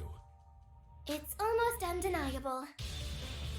Or maybe you're just an idiot, Yoriko. What? Why are you all accusing me? Why me? Mr. Hashimoto's testimony is the most damning thing here. How do you plan to defend yourself against that? Yuko, are you really the culprit? Wait, Shobai really is lying. Oh? What? Sora, did Shobai mention when he saw Yoriko leave? No? Or was it just in the morning? That's... Yoriko left right after the morning announcement, so wouldn't that be around 7 a.m.? I was on the second floor of the library at the time. And I saw Shobai climbing the stairs from the second to the third floor. Shobai, even if you did see Yoriko leave, unless you knew her destination beforehand, you'd have trouble figuring out she was headed for the bell tower. Oh, what? And didn't you say you saw Yoriko holding a rope? Shobai, were you lying to me? Yeah, he's a liar boy. Ha! So you got me out. Sorry about that, but I wanted to test you all. What? What do you mean test? I hate that. I'm sorry, like, it reminds me so much of what Byakuya did to Chihiro and the absolute disgrace he pulled on them. The messing with it, and I don't like it. I mean, I know, like, he's pretty much, this guy Shobai is an antagonistic character that was shown from the second he stabbed Sora, you know. But I don't know how I'm feeling about him. Like, I like his voice. Like, that's it. Test us? Like I said, if you clear the class trial for me, I'm good.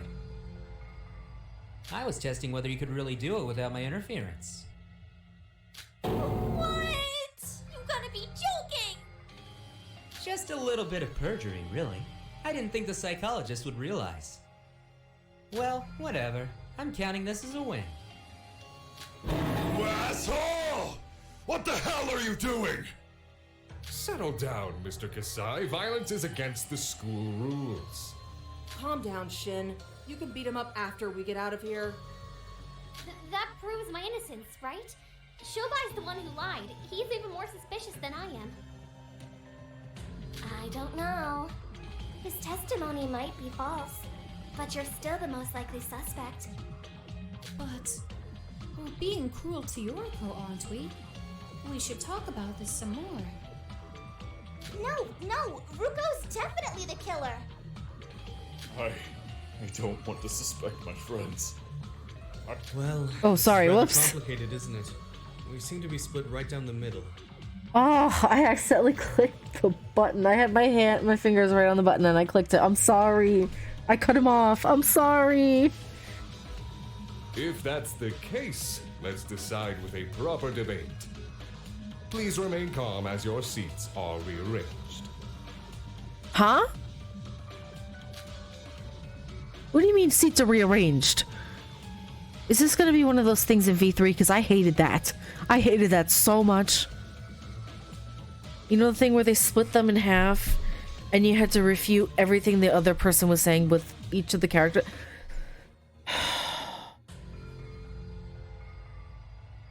Is this game trying to kill me?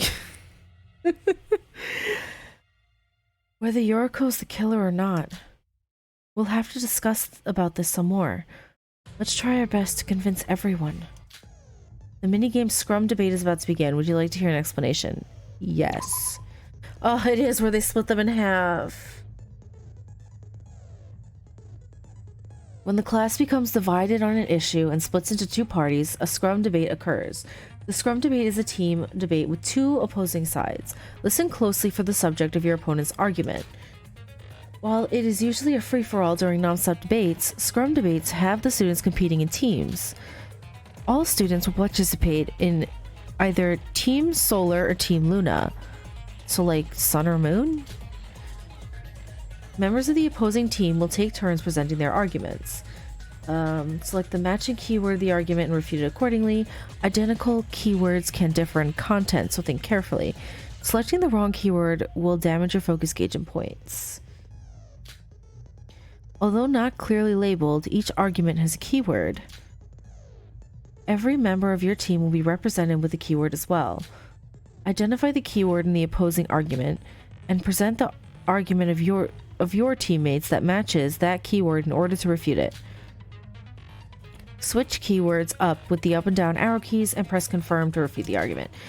If you attempt to refute an argument with an incorrect keyword, points are deducted and your focus gauge will take damage. If you miss or fail to refute an argument and leave a keyword unmatched, the sequence of arguments will repeat itself. Excuse me, sorry. Keywords that were matched correctly before will be labeled on the opposing team's side. So use them as a guide if you have to repeat the process, which I probably will, let's be honest. A crouch bind state will occur after you successfully refute all of the opposing arguments. After all points have been refuted, you will enter a team race. Press the key shown on the screen repeatedly in order to assert your argument. Being completely pushed away by your opponent will restart the Scrum debate. I'm gonna be here forever, aren't I? Alright. And the two teams will begin a final push for victory. Press the button displayed in the center of the screen repeatedly in order to push away the argument of the opposing team. The button displayed will randomly change over time.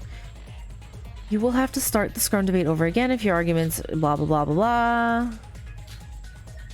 If the opposing team's argument is pushed off screen, you clear this debate scrum with a full counter cut-in featuring your team members. So flashy.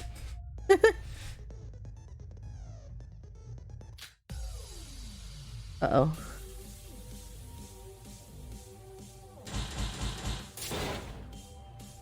Opinion opposition?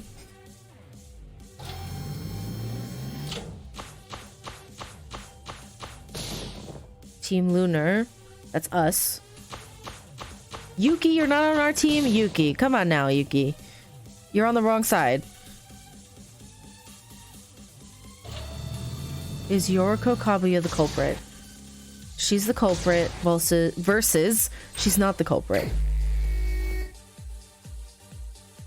Yoriko is the only one that went to the party and fits all of the criteria. Knowing Yuri, the killer has to be a woman. Emma, we've already established that the murder could have been committed by either a man or a woman. Ruko's the only one with a super suspicious alibi. Kokoro and Shobai don't even have alibis. Why are you accusing me? But, Yoriko, weren't you the only one who handled the food at the party? Kokodo. False. Yoriko was not the only one who handled the food at the party. She could have taken advantage of the fact that we were drunk to forge her alibi. Shinji. Yoruko wasn't the only one that wasn't drunk, so shouldn't we suspect the others too? Yoriko is our only suspect, so there's nothing else we can do. Setsuka, we haven't even talked about the possibility of another suspect besides Yuko.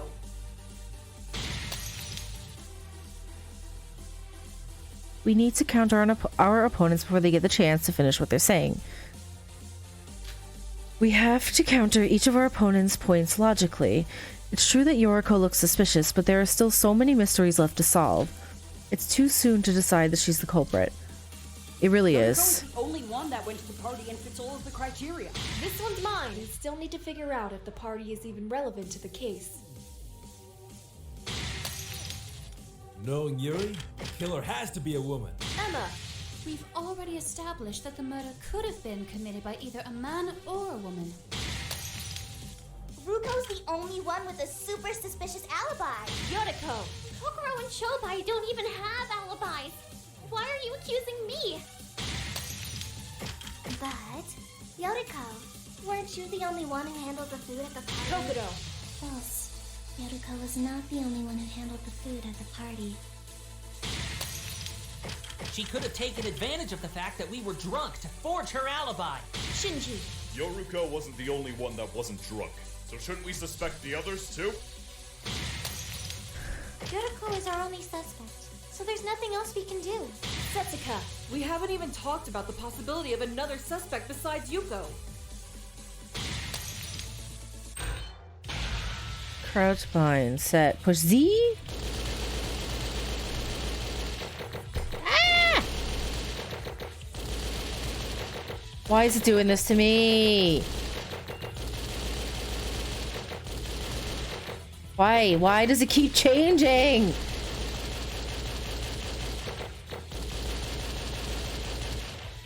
Oh my gosh. Oh, that's cute. It's a bit easier than I thought it would be. Except the part where I had to push all the buttons and it kept changing. I didn't like that. Listen, I play visual novels. I don't play games where I had to push a lot of buttons.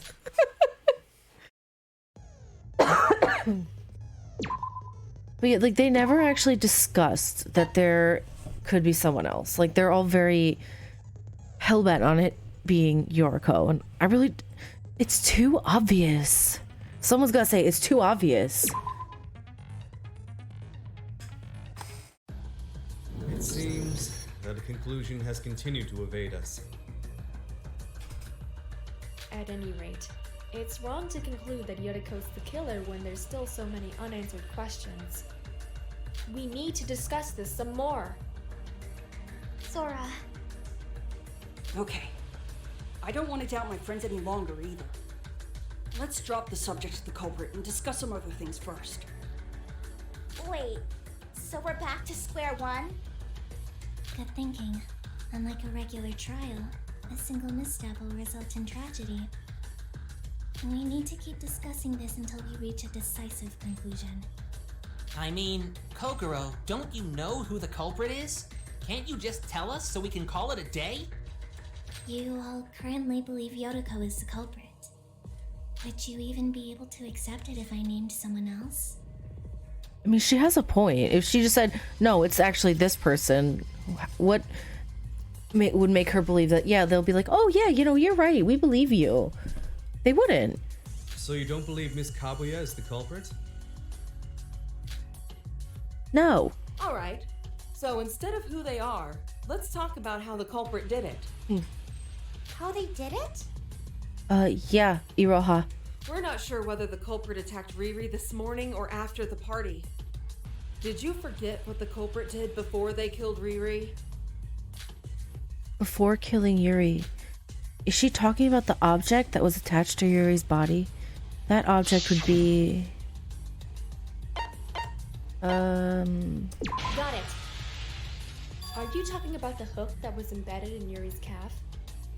Yeah, you said it was already embedded when you first saw him, right? Even if Riri was drunk, he wouldn't have just stayed still while the culprit stuck that thing into his leg. No. But if they use anesthesia, he wouldn't have felt it. They would have had to restrain him by any means possible. Yeah, anesthesia. So you're saying we should discuss how the culprit went about doing that? Yes, anesthesia. How the culprit restrained Yuri. We have to figure this out. Oh, here we go again. Into a non-stop debate. Okay, how do I change it to anesthetic solution? I forgot how to change it. We might have all been plastered, but Riri wouldn't have just stayed still while someone stuck a hook into it. No. No, they wouldn't risk Yuri dying right there. Regardless, it's certain that the culprit did something to immobilize Yuri's body. Perhaps he was so drunk that he passed out. Wait, no, that's dumb. I'm sorry. So I spent the whole time just trying to figure out how to change the truth bullet. I didn't even listen to what they were saying. I'm sorry. I'm gonna have to listen to it again. No, that's wrong! Oh my god. Ugh. So the reason I didn't get it that first time was because apparently I didn't aim properly and I missed. So that made me think, oh, then it's wrong. Then that's not what I'm supposed to do. So I got confused. And then I've been doing it over and over and over again.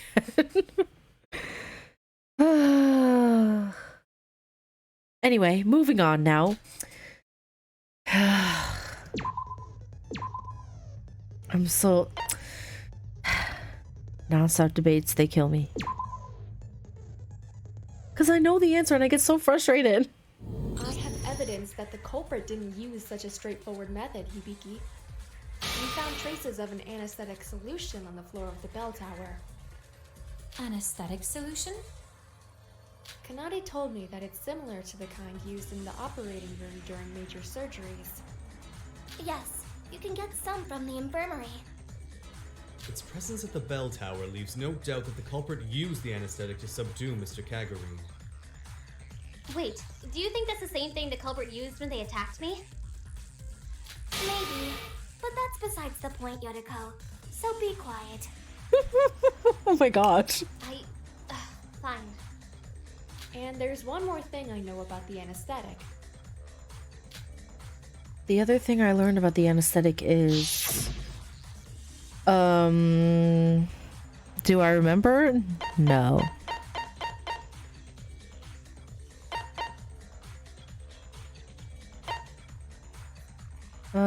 This one? Got it! Kanade went to the infirmary after finding the anesthetic, and she discovered that a single syringe had disappeared. A syringe? Yes, you can use that particular syringe to conveniently calculate the sedation time using the scale on the barrel. How does she know that? That's great and all, but how do you know all this? That's what I just said. I watch a lot of medical dramas. Is there a problem?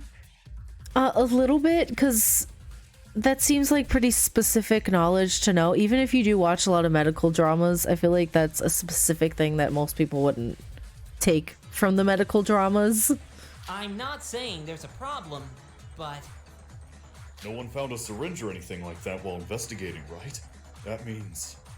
They still have it? The culprit still has the syringe with them. Should we frisk everyone here?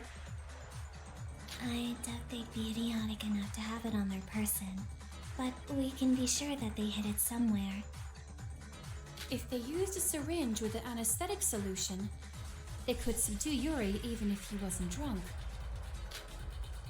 There's one thing that's really bothering me. When Sora and I last saw Yuri, he seemed convinced a woman was trying to take his life, saying things like, "Not everyone gets to be killed by a cute classmate," and "being born a man and achieving my dream." So that as he was about to die? Eek! So if he said that, does that make the culprit a woman after all?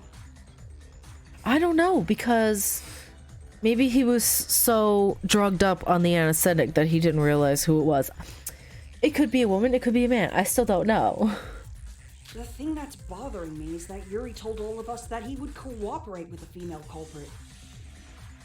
But they restrained him and waited until he was drunk. If the culprit was a female, that wouldn't be necessary. Exactly. That's what I've been saying since the beginning. Yeah, that's true. It'd just create more evidence, right? Let's review. Assuming the culprit is male, he would only be able to target Yuri after yesterday's party. We still have no idea what happened before nighttime, though. Assuming the culprit is female, she would be able to get to Yuri at any time inside the Mono Cruise. I don't think they went inside. Like, I think he was strapped up before the morning announcement happened and the doors unlocked again. because as soon as Sora went out to have breakfast, it was pretty early, so it was like, what, 7:30? She saw Yuki leaving, and she followed him, and she found out where he was going, that he got the message, and he went to go check it out. And when they got there, Yuri was already in the bell tower, stabbed through the leg on the left side, but it looked like he had been stabbed on the right side as well. Maybe it was a test? I don't know. But I think he was attached to the hook before the monocruise opened again, so I do think that he stayed out for the night and didn't make it back to the boat in time. That's what I think. However, she wouldn't have had enough time to prepare for the crime in the morning. Like the other scenario, we still have no idea what happened before nighttime. About what happened before nighttime. Doesn't it seem possible that the culprit's preparations took place during that time? What? Like Kokoro said, anyone can stay outside the monocruise at night using the loophole in the rules. We can't explain how the culprit prepared for their crime during the short time frame in the morning, so we can just assume by default that it took place at night. That's almost 9 hours. Would it really take them that long to prepare for the murder? I'm not sure. They just need to prepare the hooks, the rope, the anesthetic, the wires, and that's all, I think. Wait, none of you can possibly think that the culprit simply dragged Yuri up with just a rope, do you? Huh? I did think something was amiss when you began accusing Yoriko. You've been mistaken from the beginning. They didn't use the rope to pull him up? What are you talking about? And what did they use to pull him up? The wires? Were the sharp wires already wrapped around him? But they were so thin that you can't see them? The culprit didn't just drop Yuri to his death after dragging him up from the bell tower. Then, what else did they do? Oh, I see. It was so obvious that I almost missed it. In hindsight, it's clear. Think, Yuri was short, but it's physically impossible for anyone to drag him hundreds of feet up to the bell tower. I doubt even Shinji could do it. Really? If you used a lever of sorts, it might be possible. Yes, it's possible. However, we were wrong in our initial assumption that the culprit was the one who pulled Yuri up. Our initial assumption was wrong? So what? What's the problem? The culprit didn't pull Yuri up. They moved Yuri using another method? What method did they use? I've definitely seen something that can solve this. Allow me to remedy this situation. Kanare's explanation is correct. Is she arguing with me or is she consenting with me? Because I can't deal with another argument. Haven't we done enough? Think, Sora. You've seen the evidence too. I can remind you if you don't remember. Please help me. I don't remember. Was it the bell? The smudge in the bell? The minigame logic refresh is about to begin. Would you like to hear an explanation? Yes. In a logic refresh, someone who supports your argument will give you hints to help you out. Your classmate is working to help you reach the right conclusion. Avoid their words in white and collect the blue truth bullets. All 3 shields in the lower right corner, dissipating with the result in damage to the focus gauge. There are 5 lines similar to the rebuttal showdown, and you can use the up and down arrow keys to switch lanes. Your supporter will say their argument point by point, and your task is to avoid contact with their white statements. You will suffer damage when the midpoint of a comment in your line passes through the vertical line on the right. On the other hand, blue truth bullets that appear in the midst of the comment should be collected. Blue truth bullets can be collected when their midpoint passes through the judgment line in the same line as you, and will be shown in the lower left corner. What? I'm sorry. I just read all that, but I don't think I comprehended any of it. Oh, I don't remember what I just read. I'm sorry, listen. I may have a degree in writing, but my reading comprehension skills, not super great. I need a little bit extra help, but we'll see what happens. Unlike white text, you will take damage for failing to collect them instead. What am I collecting again? The blue? You will proceed to the next step if you collect all truth bullets shown on the lower left of the screen. Oh, so there's a 1, 2, 3 there, and I have to click. Okay. You must then choose the most appropriate truth bullet for the present situation from the group of bullets you have collected. If you choose the correct bullet, your supporter will fire a truth bullet to you and you'll clear the game with a cut-in. An incorrect choice will not only damage your focus gauge, but it will also deduct points from your score and restart the minigame, so do be careful.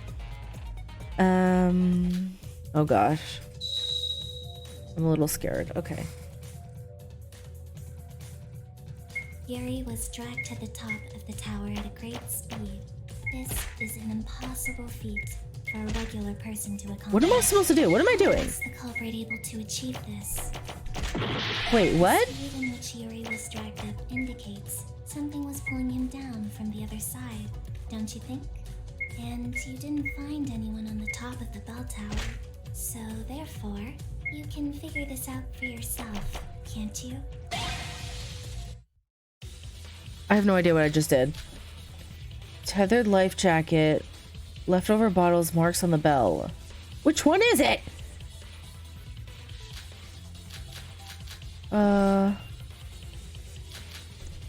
This one? I agree with that. Okay, because I was pretty sure that the marks on the bell were just...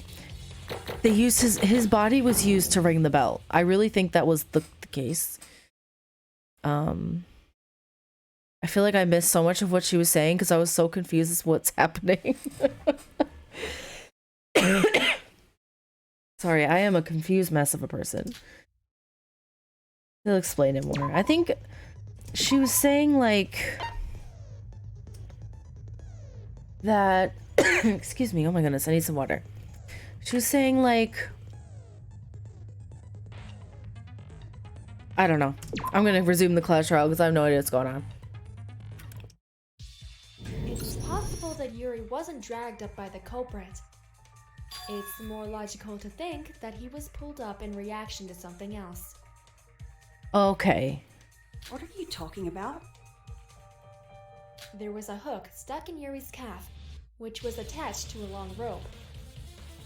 We thought that someone pulled Yuri up by that rope, but if you think about it, it's physically impossible for someone to do that on their own. Huh? Are you sure? Furthermore, I discovered something with Setsuka earlier. Oh, you're talking about the life jacket, aren't you? Yes, someone had left it hidden outside of the bell tower. We found the same kind of hook that was stuck in Yuri's calf embedded into the life jacket. So what, did they wear the life jacket and then just start running? Like, what? And that hook was attached to a rope. However, the end was cut off. Like, I think the end was cut off when Yuri was plummeted down, right? That's when it was cut off. But before that, someone was wearing it and they ran? I don't know. That seems like it would be just as hard as pulling them up.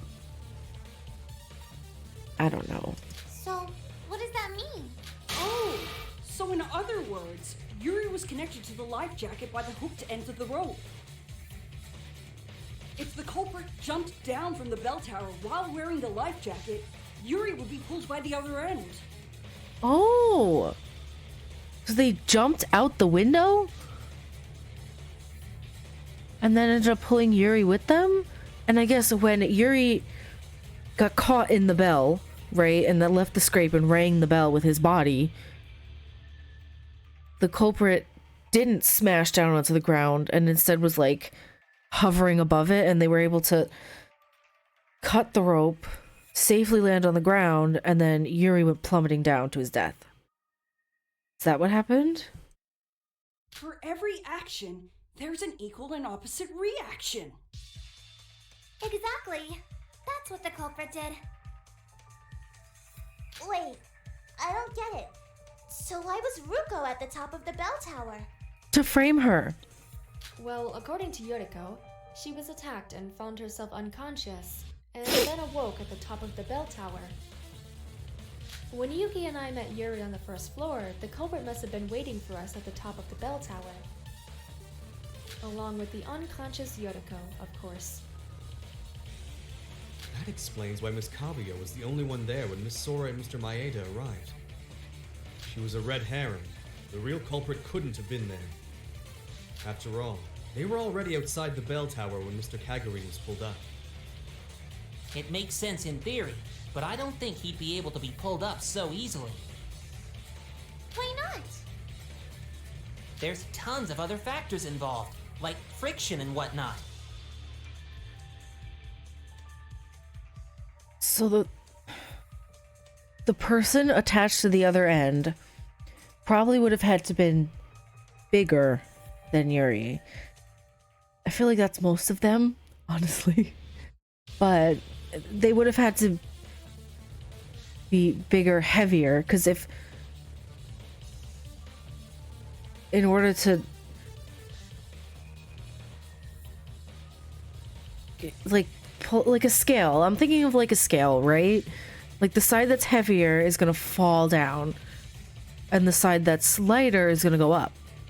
I think that's the like the heavier party, the culprit, jumped down and set the scale up, which was Yuri, all the way up. Sora, do you remember the bell ringing as Yuri was being pulled up? Yeah, it was hit with his body. I knew that from the second it happened. Yes, and now I think I know why. Yuri was pulled up as the culprit jumped down, and his body must have hit the bell. And the evidence that proves that is... it's the marks on the bell. So then that means, right, since there's no blood in the bell there, he wasn't cut with those ropes until he came back down. Or not the ropes, the wires. Because he was full of cuts. But how is that possible? Wouldn't he have broken the wires on the way up? And got cut on the way up? Shouldn't there be blood inside the bell? I don't know. Got it. The culprit threaded the rope through the hanging bell and used it as a fulcrum. I can't draw that well, but I'll draw you a picture to illustrate. Iroha, may I borrow your sketchbook?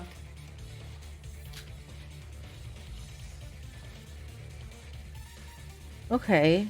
Yeah. It's like a scale. Like the person attached to the life vest has to be heavier, right? Like even with the force of jumping out of the window, if the person were lighter, like if it were a Roha, say, right? I don't think it would work as well. Like, it has to be someone heavy. Or at least heavier than Yuri. Which honestly is most of them, but... This is how the culprit did it. As you all know, the hole in the top of the bell is very small. Small enough that the hook can't pass through it.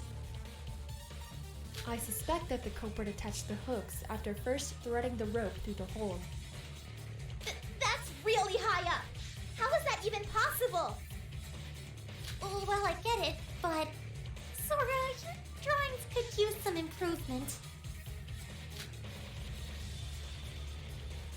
Wait, how did the culprit adjust the length of the rope? It sounds simple in theory, but they could have easily fallen to their death if they'd miscalculated.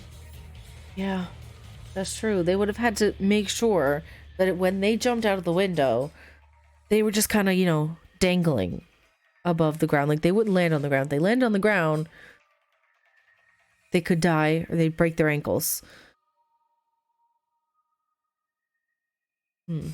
I believe they practiced it beforehand.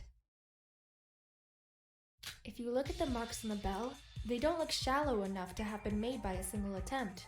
What? Are you proposing that the culprit practiced this act many times before committing the actual crime? With Yuri?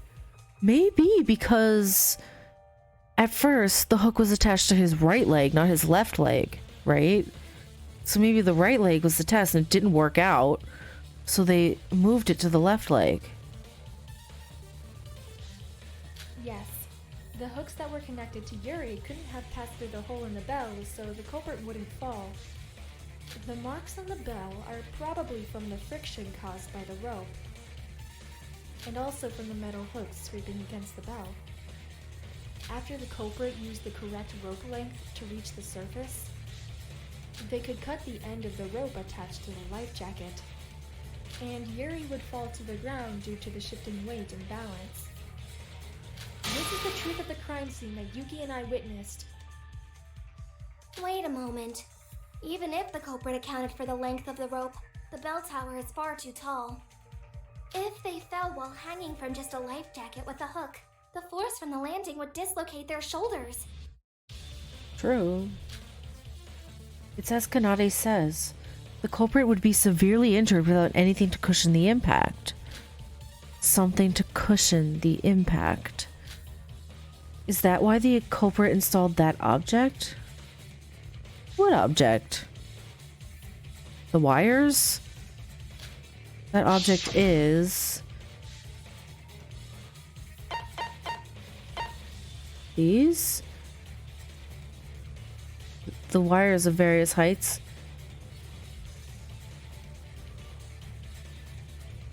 Why spend the time? They were just going to drop him to his death. It has to be the wires, right? Got it. Okay. Earlier, Emma was wondering why the culprit would go through all the trouble of setting up those wires. The answer to Kanade's question is probably the broken wires. The broken wires? Yuri was cut by the wires as he was dragged up at a high speed.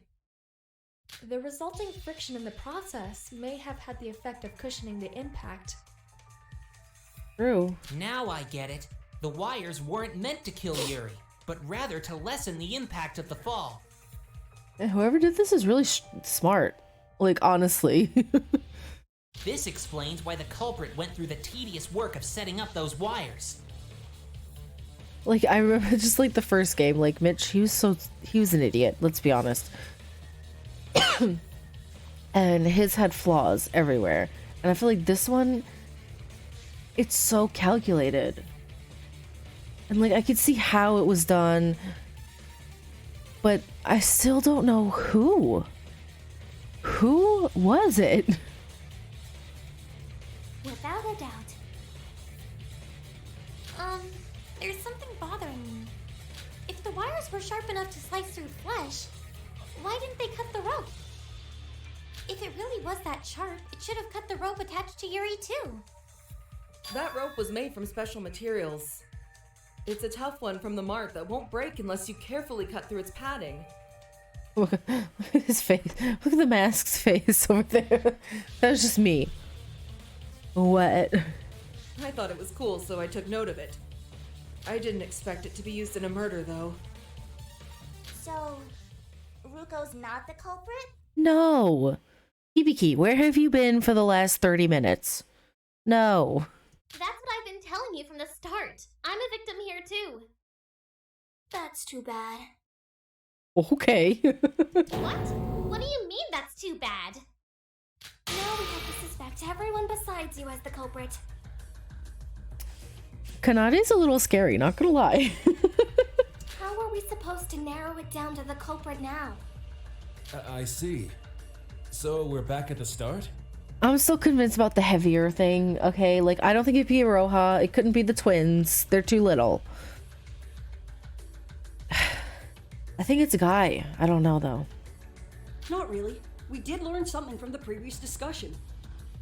The culprit should have been outside the monocruise during nighttime after they kidnapped Yuri. Huh? Oh, sorry. I kept doing that. Sorry, Yuki. I cut you off. Think about it. If the culprit was able to do test runs to adjust the rope's length exactly as they needed, then they must have had enough time to do so. Being outside during nighttime with no one else but Yuri gives the culprit plenty of time to run trials without anyone finding out. That's true. They were out there with them. Yes. Good point.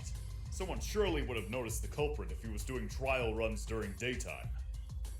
Furthermore, there was a prevailing misconception that no one could exit the monocruise during nighttime. I'm sure the culprit thought there would be a good time to test their plan. Yeah, I'm surprised that we still held that belief until now when people like Kokoro already knew that wasn't the case. Well, I just stayed up all night once. I mean, it's kind of obvious. It just says you can't sleep anywhere but the dorms. If you stayed out, you just don't sleep. You stay up. Based on the previous discussion, we can infer that the culprit is a man. As we already know, a woman would have no reason to use such difficult methods. True, he would have just let her kill him. It's true that Mr. Kagurine's death would be automatically attributed to a woman due to his previous outburst. So, should a man have committed the crime, the very act of murder itself would become his alibi. A rather clever ploy, I must admit. So now that we know that, we can just narrow it down from all the guys here, right? In that case, we already know the culprit. It's either Mikado or Shobai. Shobai doesn't have an alibi, and Mikado's the mastermind. Please do not forget my sincere wish for a class trial free of prejudice. Oy vey. It should be unquestionably clear that I am giving it my all to unveil the truth. It's not him. It wouldn't be the mastermind wouldn't be the first black end. Get the heck out of here. This guy's sleeping. How long has he just been sleeping there?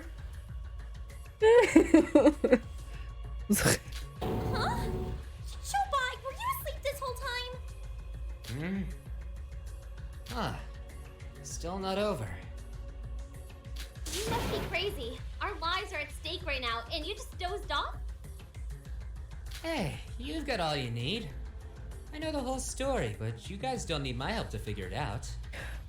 I figured out why I like his voice. He sounds like Todd Haberkorn. Right? Who is one of my favorite voice actors. And he's super nice in person too. I met him once. But he sounds a lot like him. Right? I haven't been getting a lot of sleep lately. Wake me up when it's over. What do you mean you haven't been getting enough sleep? Because you were up all night? It's not him. No way. He wouldn't be the first. No. He's insane. Anyways, Shobai or Mikado being the culprit seems unlikely, big bro. The culprit must have stayed late at the party last night to kidnap Yuri. But neither Mikado or Shobai were included in that group. But you know, can't Mikado use magic? You've seen him flying around like nothing. Kidnapping Yuri with those abilities would be a piece of cake. Right, but the mastermind wouldn't be the first blackened. That would never happen. It's not him. Nox's second law. All supernatural and preternatural agencies are ruled out as a matter of course. Well, that's terrifying. Look at that face. What the heck is that? An absolute code of logic in detective fiction that cannot be violated. It forbids supernatural or unrealistic phenomena from interfering with murders. Oh, I know that! Isn't it from Umineko when they cry? I give you my most sincere, emphatic vow that I do not use my magic for matters relating to murder cases. I'm not sure I get it, but how can you be so sure? Do you really think we'd ever believe the word of the mastermind? It seems I am left with little choice. Monaco, I humbly request that you add a new rule. Mikado Sanoji cannot use magic for any purpose relating to a murder case. Are you sure about that rule? Absolutely. I've already resolved to seal my magic, and its very existence seems to be a hindrance to the natural progression of this trial. Does he actually have magic? Like, I don't know anything about this guy. Like, there's so much I'm like, just like, why? Why is he the way that he is? What's with the mask? Why is he a mastermind? Why does only the mask change expressions? So there's way too many questions. He's not the first Blackened. Get the heck out of here. I wish to use this opportunity to clarify my position within this killing game. Very well. The regulations will be updated once the trial is over. Mikado Sennoji cannot use magic for any purpose relating to a murder case. As a reminder, the penalty will be execution should you fail to comply. I understand completely. You have my deepest gratitude. So Mikado can't be the culprit. No. Why are you trying to make this problem harder than it is? The answer is already out. There's a suspicious individual who satisfies every condition. Huh? You spoke about the conditions to be the culprit beforehand. Think it over. The individual you refer to is in plain sight. It's not Shobai. He wouldn't be the first. I mean, they make you think he's the first because he went to stab Yuki right away and he stabbed Sora. But there's no way they would kill off his character first. The conditions to be the culprit? The conditions that we brought up were... Thank you for reminding me. The culprit was among those who stayed late at yesterday's party. I don't remember who that was, honestly. The culprit was also part of the group that prepared the party. Okay. Additionally, we figured out that the culprit is a man while discussing the Life Fest and the murder rehearsals. What? Did Hajime stay with them at the party? Did he stay? Is it him? A man who stayed late last night and helped prepare the party. Let's list them one by one. The group that stayed late was Setsuka, Hajime, Shinji, Yuri, Emma, and Yoriko. It's either Hajime or Shinji. It's not Shinji. It's not the gentle giant Shinji.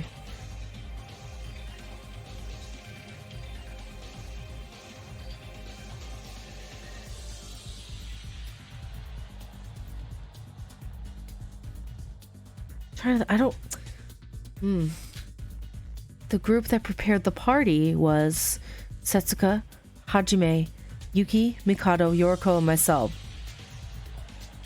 It's Hajime.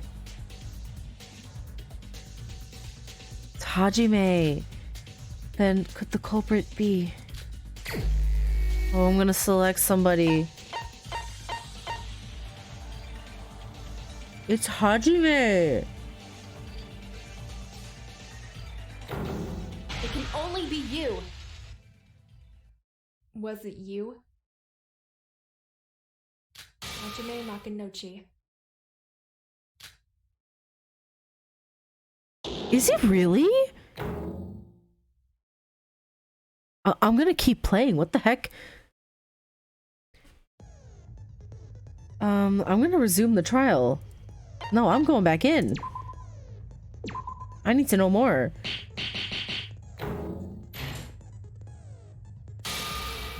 Was it you, Hajime?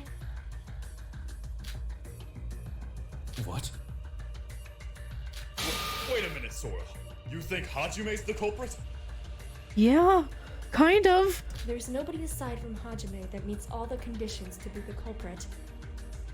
He helped prepare the party and stayed late to drink with Yuri. He's the only one who was in both groups, and is a man as well. Precisely. I have been suspecting Hajime since the beginning. How'd you know right off the bat? You will remember my question at the start of the investigation. No. I asked, how do you feel about this murder? Ah, yes. But how is that relevant? I can figure out whether a person is lying or not just by hearing them talk. What? So you knew Hajime was the culprit just from that one question? Miss Mitsume, that sounds like an even more magical ability than my own spells. Sorry, oh my goodness. I cannot be completely sure of my deduction, naturally, but were I to narrow down my suspects, however, I can figure out the answer by simply comparing the evidence to each suspect. From that, my deduction is that the culprit is Hajime Makunochi. What? Why? Then Yuri's murderer, the person that attacked me, it was all him? Hey, hold on a damn second. Why am I the culprit all of a sudden? Don't you remember? I may fit the bill, but that doesn't change the fact that I was drunk. Were you or were you pretending? The only person who wasn't drunk was Yoriko. Don't tell me you all forgot about that. Yeah, that's true, but... Yoriko was the only sober person at the party, and even she agrees I was drunk. How could I possibly have killed Yuri? You all said the culprit made serious preparations. Stuff like trial runs. Wouldn't that be impossible to do if you're drunk? No, if you're faking it. Are you guys really accusing me as the culprit? Just because I fit your little conditions? Because if you are, I'm about to get really mad. Okay, Hulk smash. I mean... No, if we assume that Hajime is the culprit, every puzzle piece fits right into place. I suppose we should discuss how those pieces fit as our next discussion. Oh, here we go.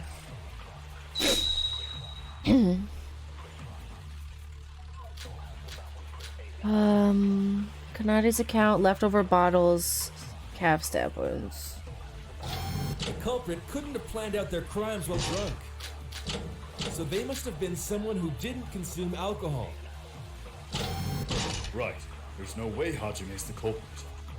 Shinji, please make judgments based on logic, not your friendship. There's plenty of reasons why Hajime is suspicious. No matter how suspicious I am, I couldn't have done anything while I was drunk. You were faking it. Ask Yoriko and check yourself. What Hajime just said is true. Including Hajime, everyone who stayed to enjoy the party last night are completely drunk. No, that's wrong! He was faking it.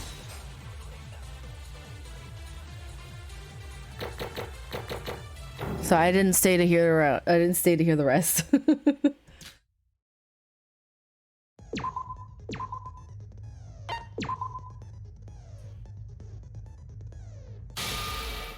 Everyone was completely drunk last night?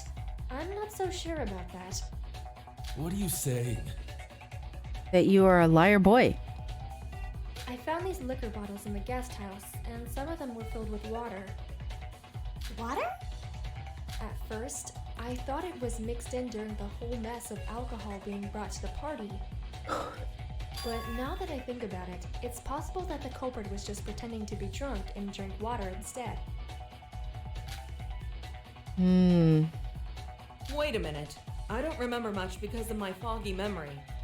But are you saying that someone was just acting as if they were drunk? Yep. If Hajime was acting drunk during the party, he knew we would cross him off the suspect list. There's more to it than just that. If I'm on the right track here, something I heard earlier should further condemn Hajime. That something is... heard. She heard something earlier, so it's one of their accounts. Okay, right? Let's see. Kanade is talking about the anesthetic. Shinji. He waited for Hajime so the two of them go jogging. While he was waiting, he saw Yoriko exit the monocruise immediately after. Yoriko. Just before nighttime, the remaining partygoers drunkenly made their way back to the cruise. However, Yuri went off on his own to use the bathroom, so he didn't go back with Yoriko. It's possible...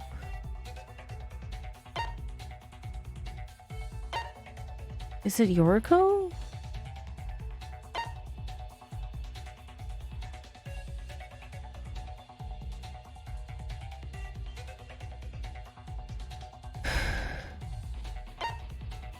Got it! Yoriko, do you remember what you told me earlier? You said Yuri left to go to the washroom before you all went back to the mono cruise. Yes, I did. Didn't you also say that someone else left with Yuri at that time? You said you couldn't remember who that someone was, but do you think that person could have been Hajime? Maybe. Huh? Give me a second to think. Well, Wait, I think I remember. That person told us to go ahead while he took Riri to the washroom. They told us they'd follow us back right after. They had blonde hair and bulky muscles. It was Mac! But why? Yes, I believe it was. I wasn't paying much attention back then because I was under the influence. The thought that a murder would occur had hardly crossed my mind that night. you both remember? Jeez, why can't I remember? Even the drunk people remember what happened. Why couldn't you, Yoriko? Yeah, why couldn't she remember? I don't... Because your brain has more air bubbles than last night's booze. Oh my god. Oh my god, she's so savage. I can't take note of everything while I'm completely absorbed in taking care of drunk people. Why are you being so harsh with me? Because your bad memory frustrates me. Had you remembered, we could have pinned down the culprit much faster than we did. But thanks to the testimonies from the others, I think we've got the culprit set in stone. He's gonna argue, right? Gary must have been completely drunk. He couldn't even walk on his own. In fact, wouldn't he nearly be out cold, considering the fact that he didn't refuse help from a man like Hajime? That's true. So Hajime lied about Yuri going to the washroom and left off with him, then never came back to the mono cruise. Yeah. Considering Hajime as the culprit allows everything we've talked about so far to make perfect sense. Hajime, did you really murder Yuri? Your argument is too soft! Oh, he's gonna argue. Wait, Sora, please! Hajime's the culprit? That can't be right. Oh no. He's gonna argue because it's his best friend. His bromance. Oh man. I'm sorry, Shinji, but it's true. Hajime has an alibi. Please, let me explain. I know fighting with words isn't my thing, but I'll have to do it to fight you, Sora. I have to do it for my friend. For my friend. Oh, Shinji.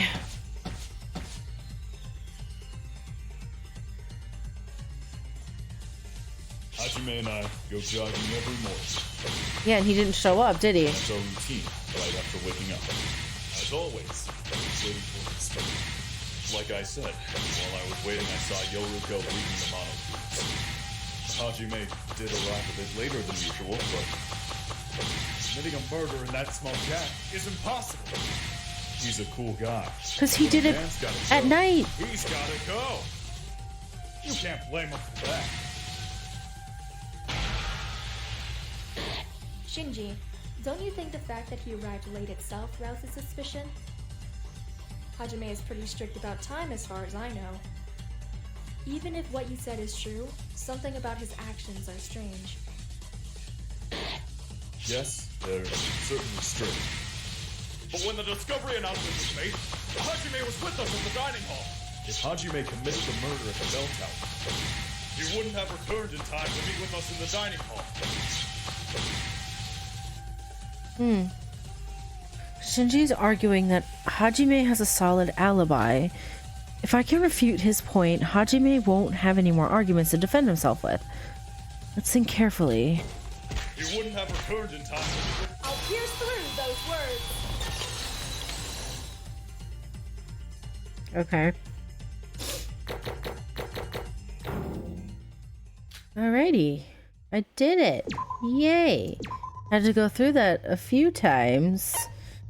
Well, the word, they're the same thing over and over and over again.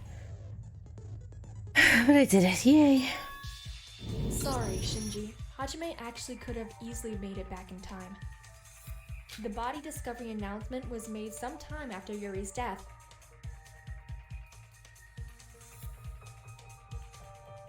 Oh yeah, because they went up the stairs. It wasn't until the third person discovered him, which was Yoriko, that it happened, and they had to run all the way up those stairs. He could have made it back. I mean, he's pretty athletic. What? Of course. The announcement is only made when 3 or more people discover the body. There was no announcement when Sora and I saw Yuri's corpse. Monaco announced the discovery only after we ran to the top and met Yoriko, and she also saw the body. So, did it go something like this? From Yuri's death to the body discovery announcement? The culprit had extra time to move around while Sora and Yuki climbed up the stairs. As everyone who used the stairs during the investigation knows, it takes at least 5 minutes to get to the top. A lot more than that if you're very slow like I am. Of course, the culprit was able to quickly get down safely by jumping off the tower using his fulcrum mechanism. This is a small island. If you run fast enough from the bell tower to the Monocruise, wouldn't it be possible to meet with everyone else at the dining hall before the announcement? Then... Wait, but didn't Shinji say he went jogging with Hajime? Yuri died at 7:30 a.m. If they went jogging together right after the morning announcements, how did Hajime kill Yuri? He didn't go jogging. He waited. He never showed up, right? Shinji and I briefly parted ways while jogging. But that was just to get your girl card that you left at the guest house, right? Oh, Shinji. Oh, Shinji. Oh, no. No, that's not what it was. And even that didn't take more than 10 minutes. Executing this whole murder plan in such a short time isn't possible. There's one thing that keeps bothering me. Do we agree that the culprit attacked Yuko right after the door opened, and then they carried her to the top of the tower?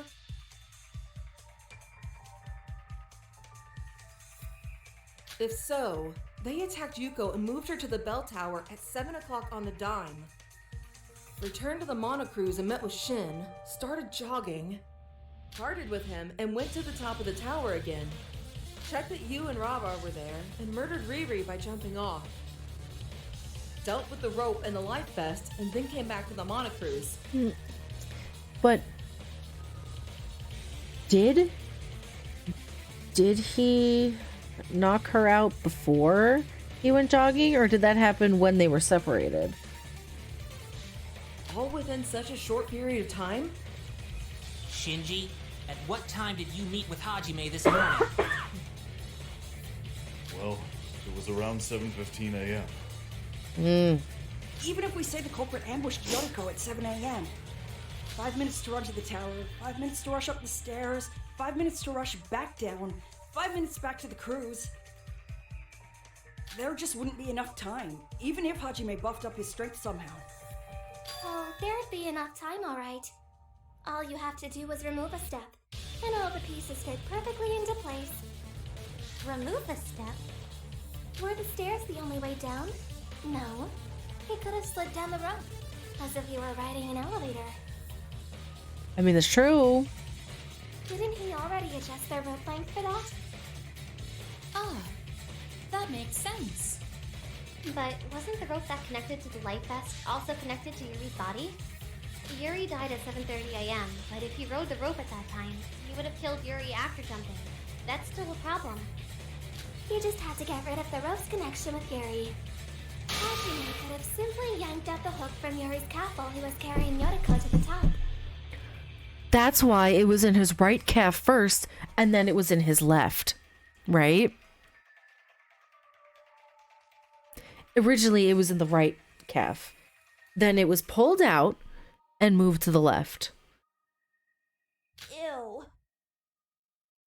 Not a lot of people wander outside in the morning, and Hajime would be the first person to enter the bell tower. Wouldn't everything be solved if we assume that he put it back into Yuri's leg? Yep. That's right. There was another wound on Yuri's body. It must have been because of that. The wound he had was... Got it. The mysterious stab wound on Yuri's right calf. Kanade's hypothesis would explain how that wound was created in the first place.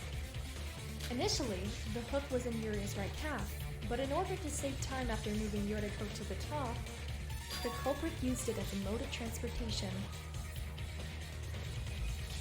In other words, the culprit took out the hook from his right calf to move down, then hooked it back into Riri's left calf when he returned? Yes. After meeting with Shinji, the only thing left for him was to take his plan into action. So when he saw Yuki and Sora making their way to the top of the bell tower, he jumped down to kill Yuri. Wait, Rara. You said a while ago that the culprit used wires to slow the falling and cushion the impact. But if he used the rope before the murder like you just said, doesn't that mean there was nothing to cushion the impact? Ah, that's true. The wires cutting Yuri's body would break the fall when the culprit killed him. But if he jumped with nothing but a small hook on the other side, there wouldn't be anything to slow him down. Isn't this a bit problematic? I remember Miss Little Sis saying anyone who fell from that height would get their shoulders crushed. No, it's not a problem this time. I know this sounds like I'm contradicting my own words, but unlike back then, we know for sure who the culprit is. The culprit? Are you speaking of Hajime? Earlier, I said anyone would end up with a shoulder injury because I didn't know who the culprit was. But Hajime is the ultimate boxer. Wouldn't he be able to withstand some degree of impact with his great physique? After all, no one cares more about their health than he does. Hmm. The life vest also would have absorbed some of the impact, right? Oh. She has you in a corner, Hajime. But doesn't that sound a bit unrealistic? There are many things about these games that are unrealistic. Get over it, Yuki. The most unrealistic thing in this game right now? You. And even if he could survive the fall, that doesn't explain why he would bother setting up those wires. Why waste time preparing a braking system when you can just endure the impact in the first place? In your opinion, who amongst us would possess the fortitude necessary to pull off such a feat? Huh? Well, based on pure muscle, I guess Hajime or Big Bro?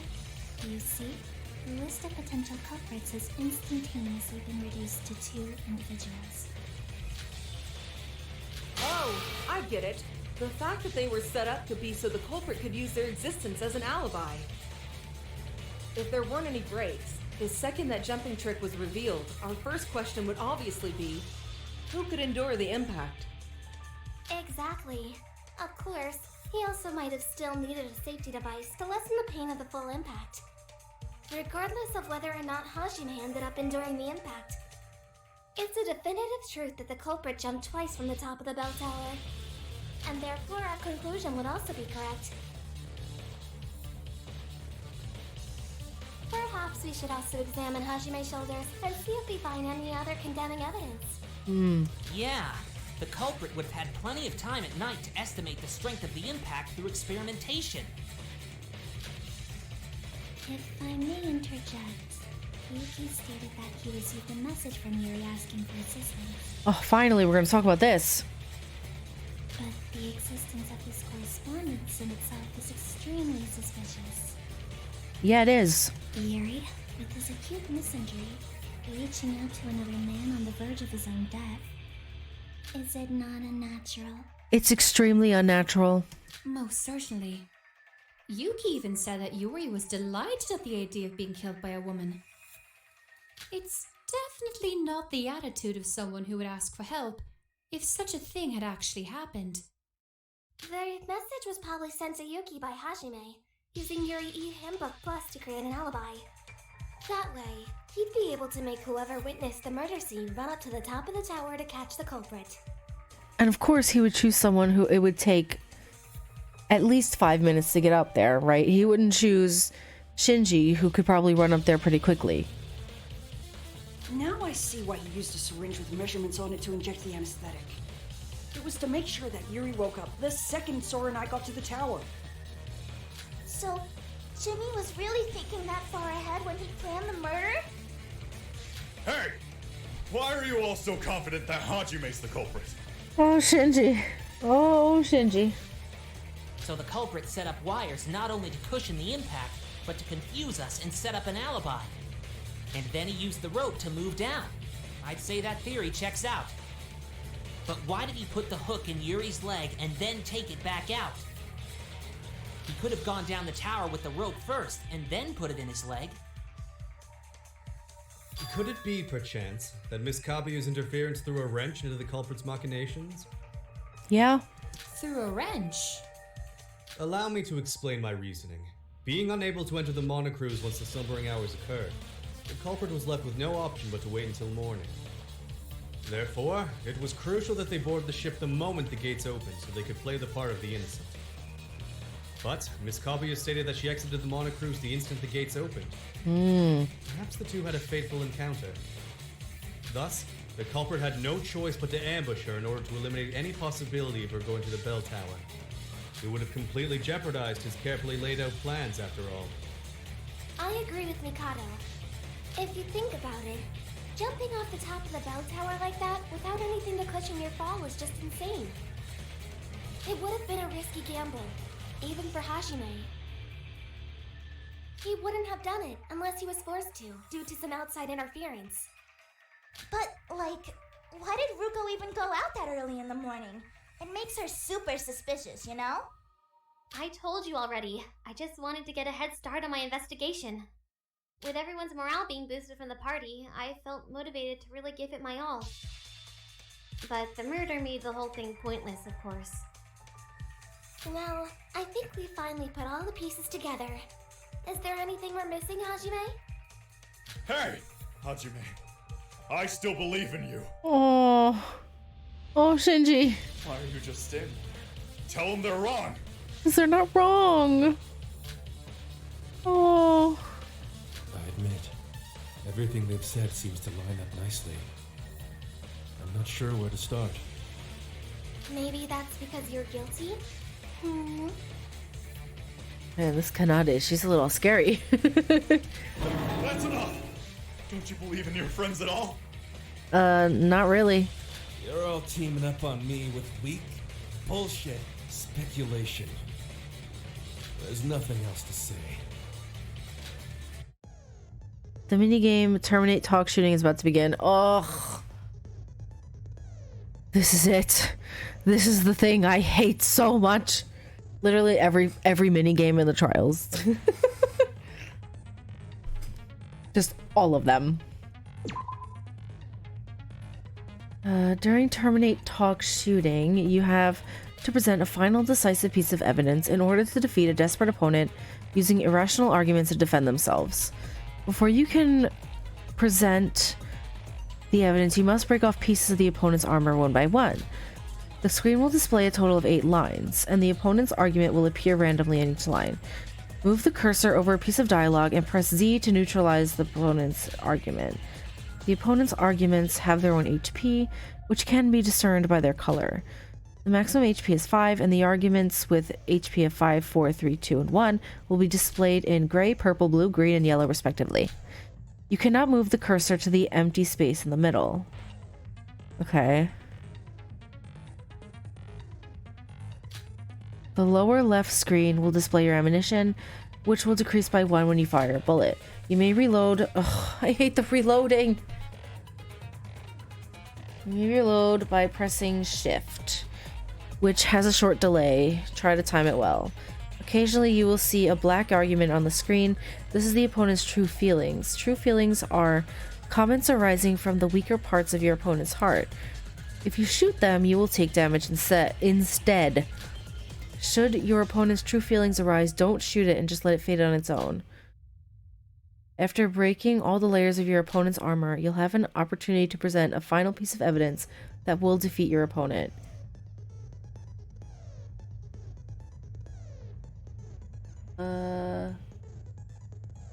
I'm looking at it just to see if I can figure out unusual behavior for Hajime. Use the correct arrow keys corresponding to the correct set of words. to put together evidence that will answer the given prompt. If you press them in the correct order, you'll deliver a decisive blow that will destroy the last piece of your opponent's armor and clear the minigame. Fair warning though, if you mess up the order of the final move even once, your opponent will regain some of their health and go back into their tirade. Oh joy. Oh joy. It's a joyous time. What a load of crap. You've got no proof. Why are you suspecting me? That ain't convincing. I refuse to believe this. Oh. Logic is bullshit. You've got no evidence. Oh, I gotta reload. Crap. That ain't convincing. Why are you suspecting me? What's the point? Your logic is bullshit. You've got no evidence. That ain't convincing. You guys really falling for this shit? I refuse to believe this. What a load of crap. Why are you suspecting me? That ain't convincing. I refuse to believe this. You guys really falling for this shit? It's over. You've got no evidence. What a load of crap. That ain't convincing. You've got no proof. Why are you suspecting me? You guys really falling for this shit? I refuse to believe this. Your logic is bullshit. It's over. That ain't convincing. You guys really falling for this shit? I refuse to believe this. What a load of crap. You've got no proof. Why are you suspecting me? That ain't convincing. I refuse to believe this. You guys really falling for this shit? Your logic is bullshit. You've got no evidence. What a load of crap. I refuse to believe this! Logic is bullshit! Why are you suspecting me? You've got no evidence. A load of crap. Why are you suspecting me? Got no proof. It's over. I refuse to believe this. Got no evidence. A load of crap. That ain't convincing. I refuse to believe this. Logic is bullshit. Why are you suspecting me? You guys really falling for this shit? What a load of crap. Why are you suspecting me? Got no proof. That ain't convincing. I refuse to believe this. Got no evidence. What a load of crap. That ain't convincing. What's the point? Your logic is bullshit. Why are you suspecting me? You guys really falling for this shit? Got no evidence. What's the point? Why are you suspecting me? Got no proof. That ain't convincing. What's the point? You've got no evidence. What's the point? That ain't convincing. What's the point? Your logic is bullshit. Why are you suspecting me? You guys really falling for this shit? Got no evidence. What a load of crap. Why are you suspecting me? Got no proof. That ain't convincing. I refuse to believe this. Got no evidence. A load of crap. It's over. I refuse to believe this. Logic is bullshit. What's the point? You guys really falling for this shit? You've got no proof. Why are you suspecting me? Oops. Logic is bullshit. Guys really falling for this shit. To believe this. You've got no evidence. A load of crap. It's over. I refuse to believe this. It's over. Your logic is bullshit. A load of crap. Got no proof. You've got no evidence. What's the point? I refuse to believe this. Got no proof. What's the point? That ain't convincing. Logic is bullshit. Guys really falling for this shit. You've got no evidence. A load of crap. That ain't convincing. I refuse to believe this. You've got no evidence. Logic is bullshit. What's the point? You've got no proof. You've got no evidence. What's the point? I refuse to believe this. Got no proof. What's the point? That ain't convincing. Logic is bullshit. Guys really falling for this shit. To believe this. Got no evidence. What's the point? That ain't convincing. I refuse to believe this. Got no evidence. Logic is bullshit. A load of. Oh my god. Oh, this is taking forever. Tell me why the hell I'm suspicious. This is the end. No! Stop it! Oh man. That took forever. My fingers are like okay. Though I admit I like that better than the first game and also all the other games in the Danganronpa world. Hey, Hajime, are you really going to insist that you were drunk?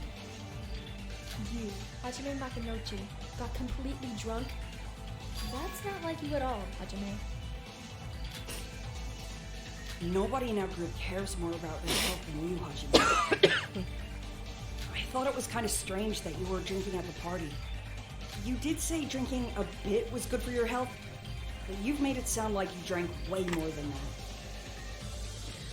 And I just can't see someone like you not being able to restrain themselves from drinking.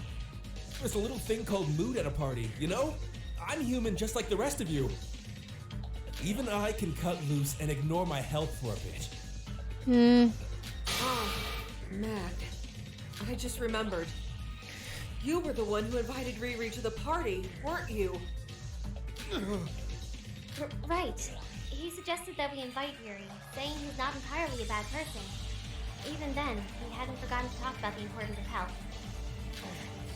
Damn it! Hajime! What the hell were you thinking? I'm not the culprit. Yes, you are. Fine, have it your way. Let's review this case from the start. Then you'll have no choice but to admit to your crimes. All right, closing argument. Here we go. The closing argument, you have to recap the events of the case in a 4-frame comic strip. The top left screen will show the total number of pages, and you will have to complete a separate comic strip for each page.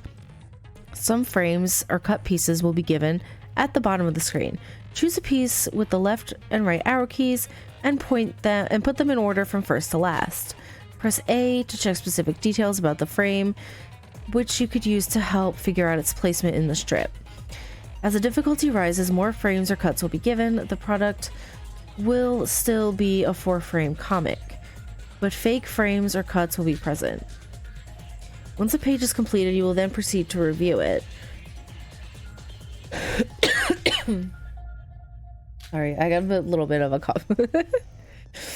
If you think I press C to check the answer, otherwise you may reset by pressing X. There is no penalty for resetting the page, but if your answer is incorrect, your focus gauge will take damage and points will be deducted. Okay. Alright. So it's in the form of a strip. After all the pages are completed, the explanation will follow. Sora will give an explanation of the case with a completed comic strip and ultimately reveal the identity of the culprit. You'll have to start over from the first page if your focus gauge is completely empty during your minigame. So do your best to avoid that. Okay, I shall try. Okay, let's see.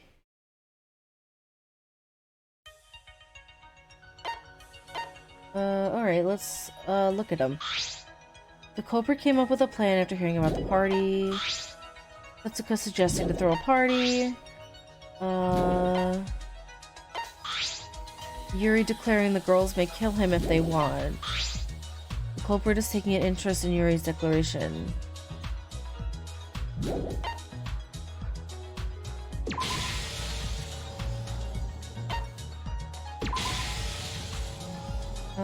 Oops. No, that's not. I clicked the wrong button. This one and then this one.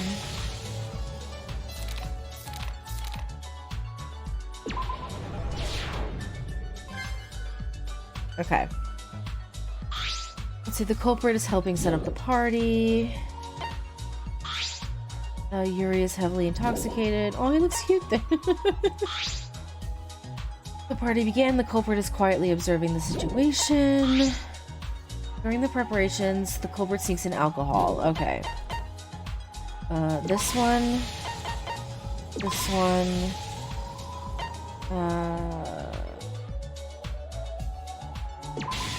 This one, this one.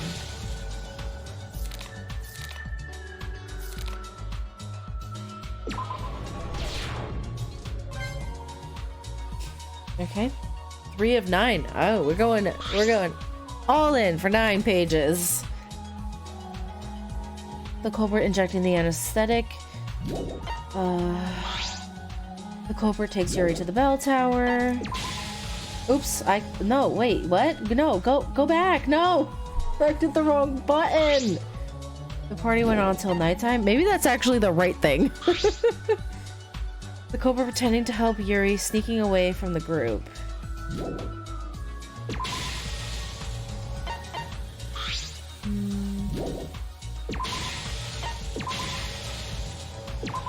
That might have actually been the right thing. I clicked it by accident, but it was correct. The culprit is adjusting the rope length, installing wires, and preparing any other things necessary for the trick. The culprit startled by Yoriko's unexpected appearance. Why did I do that? After finishing all the preparations, the culprit waits. Alright. I got it wrong. I have to go back. Let me just put any and all of them in. I'm gonna put this one here, this one here, this one here. That's not right. I'm gonna cancel. Alright. Yoriko is walking out as the gates open.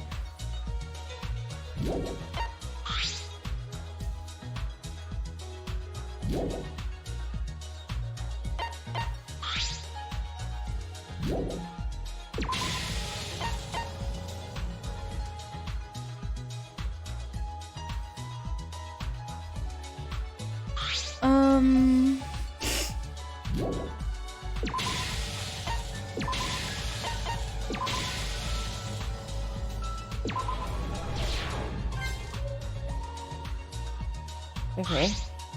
After adjusting the rope, the culprit carries Yoriko up the top of the bell tower. The culprit made the risky choice of jumping straight down from the top without any protection. The culprit ambushed Yoriko, injecting the anesthetics.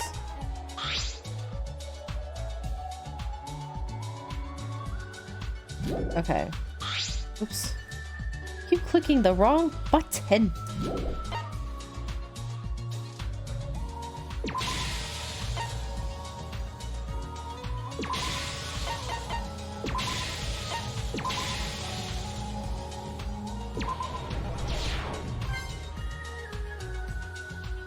Alright, we're getting there. To carry out their murder trick, the culprit puts the hook back into Yuri's other calf. The culprit parts with Shinji with a made-up excuse. Ready to put his plan into action, the culprit sends a message to Yuki. The culprit returns to the Monocruise in the shortest time possible.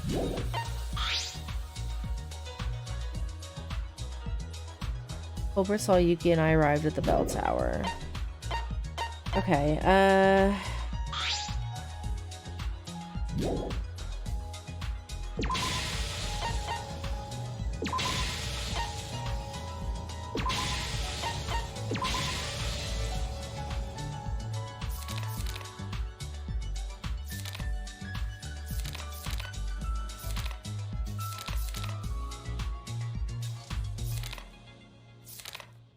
Wait, hold on, wait. I need to cancel. What was that one again? Oh, I'm sorry.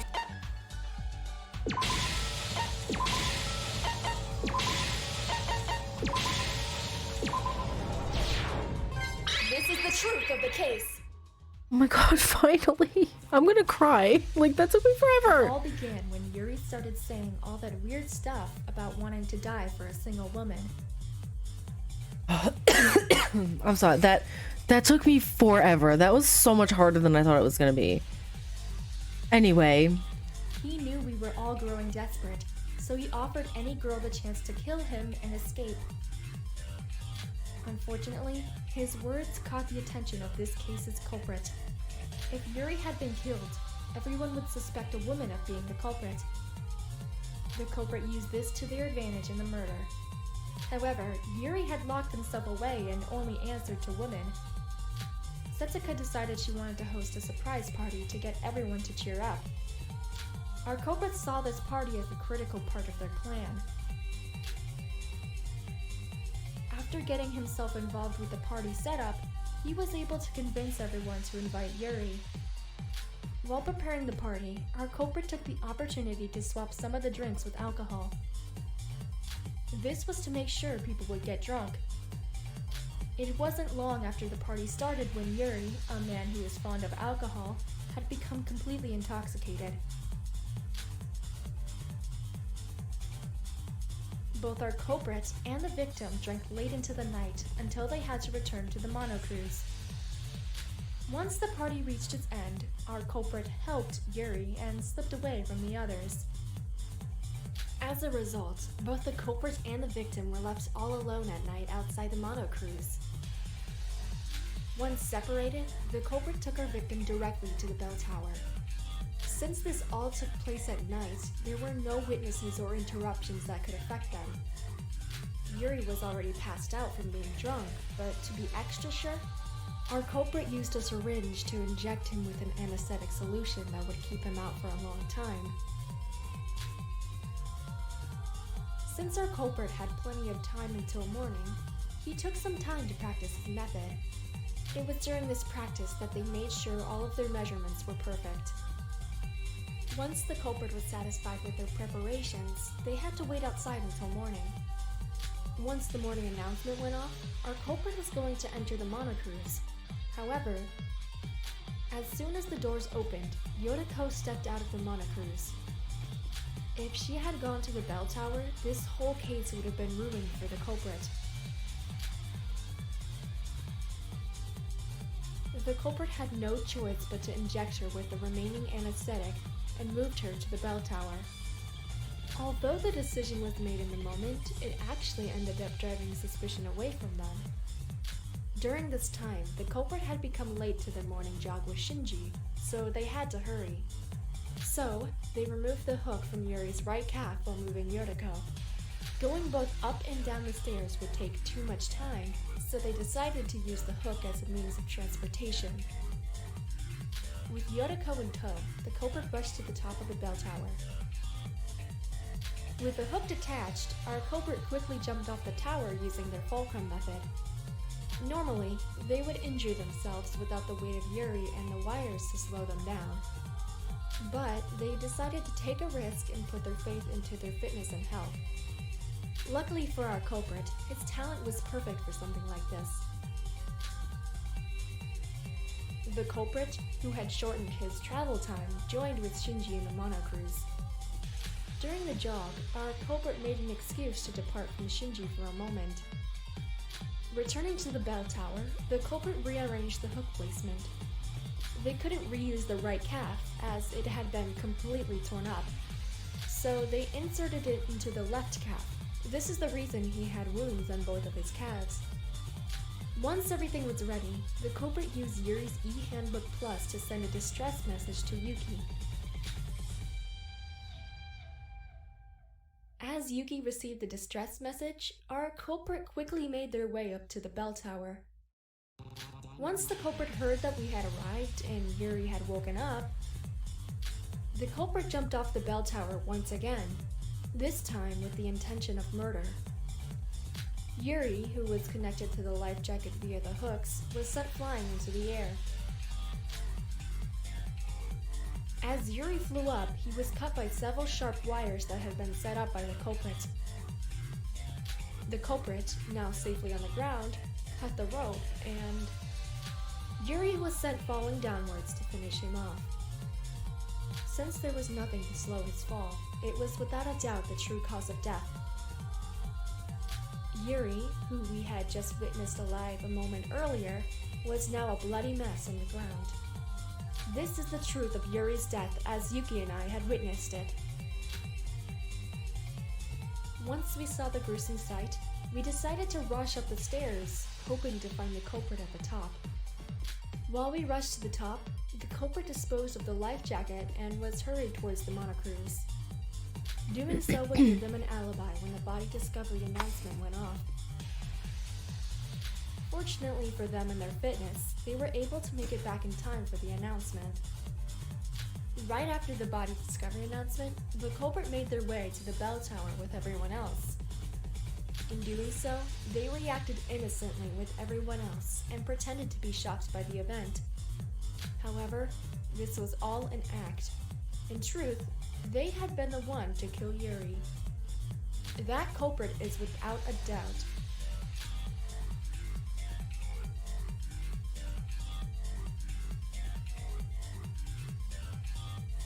You, Hajime Makinoshi, the ultimate boxer!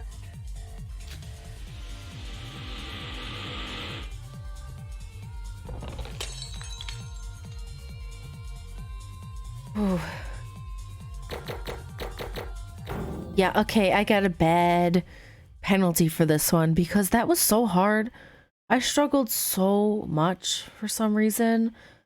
I don't know. Usually I'm good at the closing arguments, but that one some of the order, I guess when you only have to fill in like basic parts of it, I'm good. When you have to fill in like the whole thing, it's hard. But anyway, I did it eventually. Took me forever. It's over, Hajime. You are the culprit. Well, I guess I can't argue against that. Does that mean? It can't be helped. They got it all right.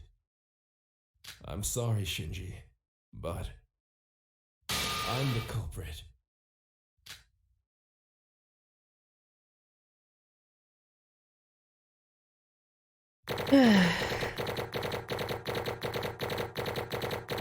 Wow, look at that.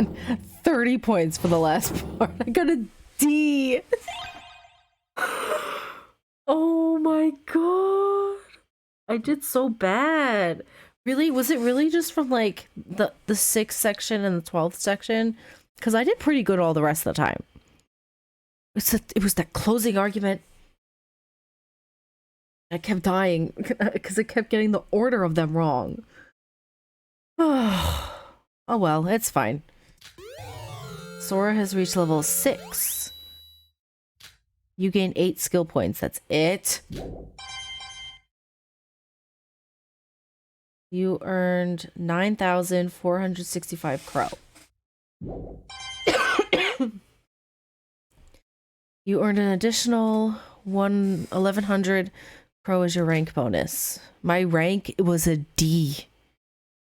That's not good, right? Like, that's like one of the worst.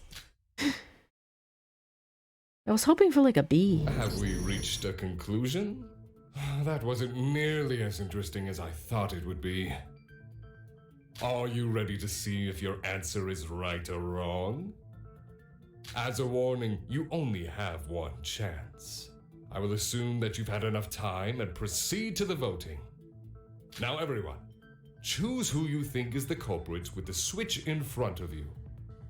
Will your answer be correct or incorrect? What will be the outcome?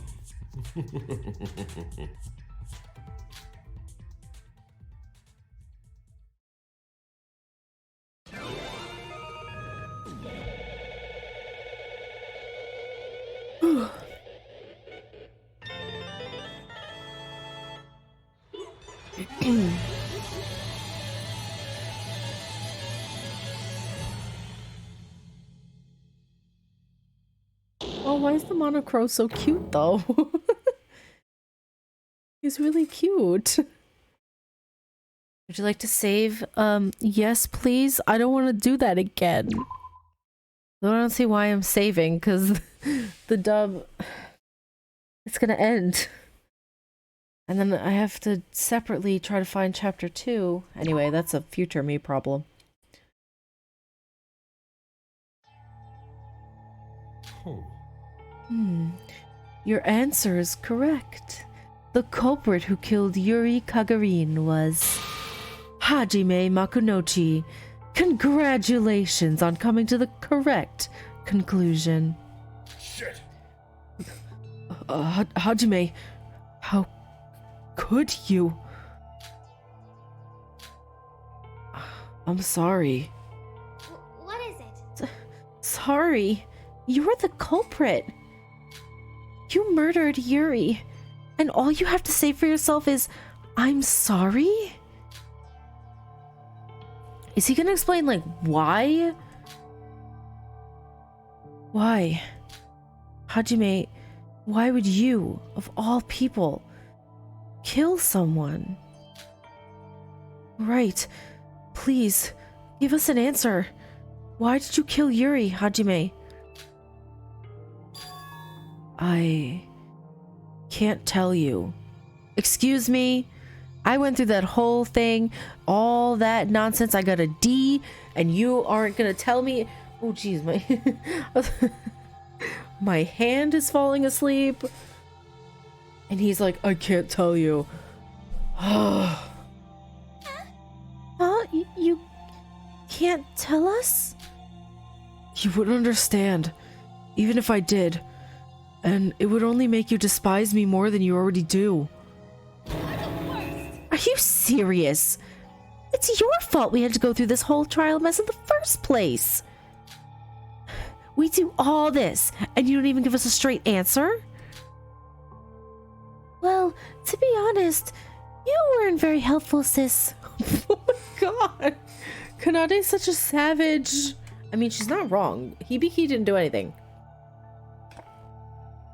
She's, you know, she can be a little bit like, have a poisonous bite to her. Mac, please tell us. We just want to know why. Did you forget about the rules of the class trial? The rules? If the Blacken's identity is revealed in the trial, they will be punished. Right. Hajime, you're about to die now. Don't you realize that? Indeed, those are the cruel rules of the class trial. If the Blackened is identified during the class trial, they alone will be punished. Since Monocro confirmed our answer, Hajime is without a doubt the Blackened that killed Yuri, and thus, Hajime won't be able to escape from the inevitability of his imminent death. She's right, Hajime. We don't despise you, but we have to know what led you to commit murder. Was it just because you wanted to escape? Is that all? That's... It was the same for all of us. We all have friends and family waiting for us out there. Yuki, I'm not so sure about you, though. No offense. We all had the willpower to hold in our desire to escape. It's hard to believe that Hajime would just murder someone because he wanted to leave. You must have had another reason. Something that pushed you to commit murder. Mac, just tell us what it was. If you don't, I really don't know if we'll ever be able to move forward from this. Seriously, say something. I'm sorry. Still can't tell you. Hajime. Yeah, well. But you're right. I didn't kill Yuri just to get off this island. I had to commit murder, so I did. My decision didn't have a process. The only thing left to behold is the outcome. He had to? Was he forced to? Whatever my true reason was, I killed Yuri. I'm not trying to make any excuses here. I just want to die the way I am now, as a murderer. Hajime. Hey. Died. Don't jump to conclusions. That's not decided yet. Just wait. I'm sure there will be another way. What are you talking about? There are no exceptions to the rules in this island. Are you turning to escapism now? No, but... Hold on just a second, Hajime. Did you say you wanted to die as a murderer? What are you getting at, Kokoro? That's not what you're thinking at all. What are you saying? It's pointless. Cannot deceive me, Hajime. The emotion in your words just now. You're hiding something. What's the matter, Kokoro? While it's true that Hajime's words just now seem stoic, his thoughts betray something else entirely. Hajime is under the belief that he himself will not die at all. What do you mean, Kokoro? Are you reading his thoughts or something?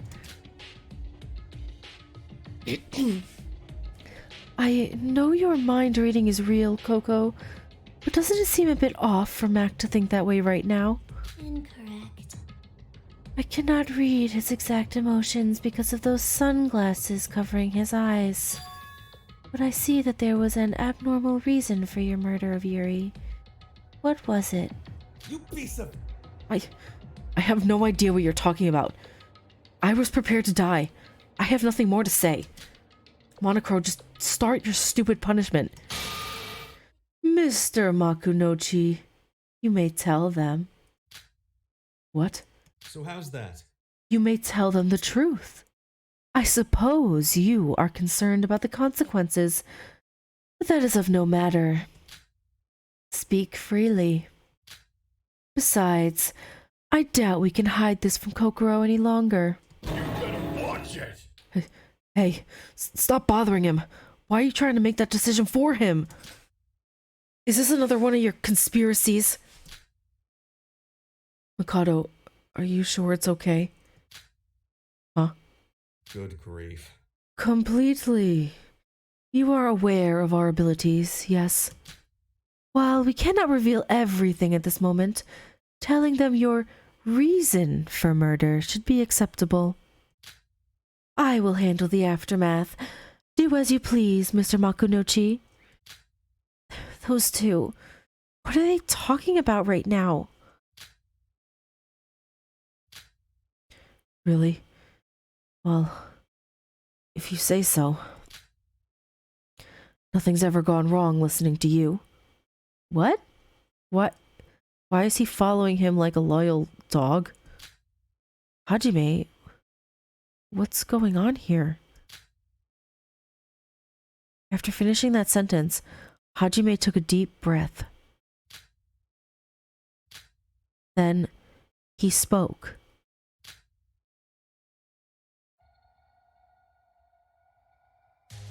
So, y'all want to know why I committed murder, huh? What? Look at that art, it's so good. Look at that. Oh, that's awesome. I love that. So is he a despair? Are they all despairs? It's so, I can't. Like the eyes and the crazy looking at the grin. Oh, it's awesome. The art is just so good. Like, The answer's simple. It's because I was supposed to commit murder.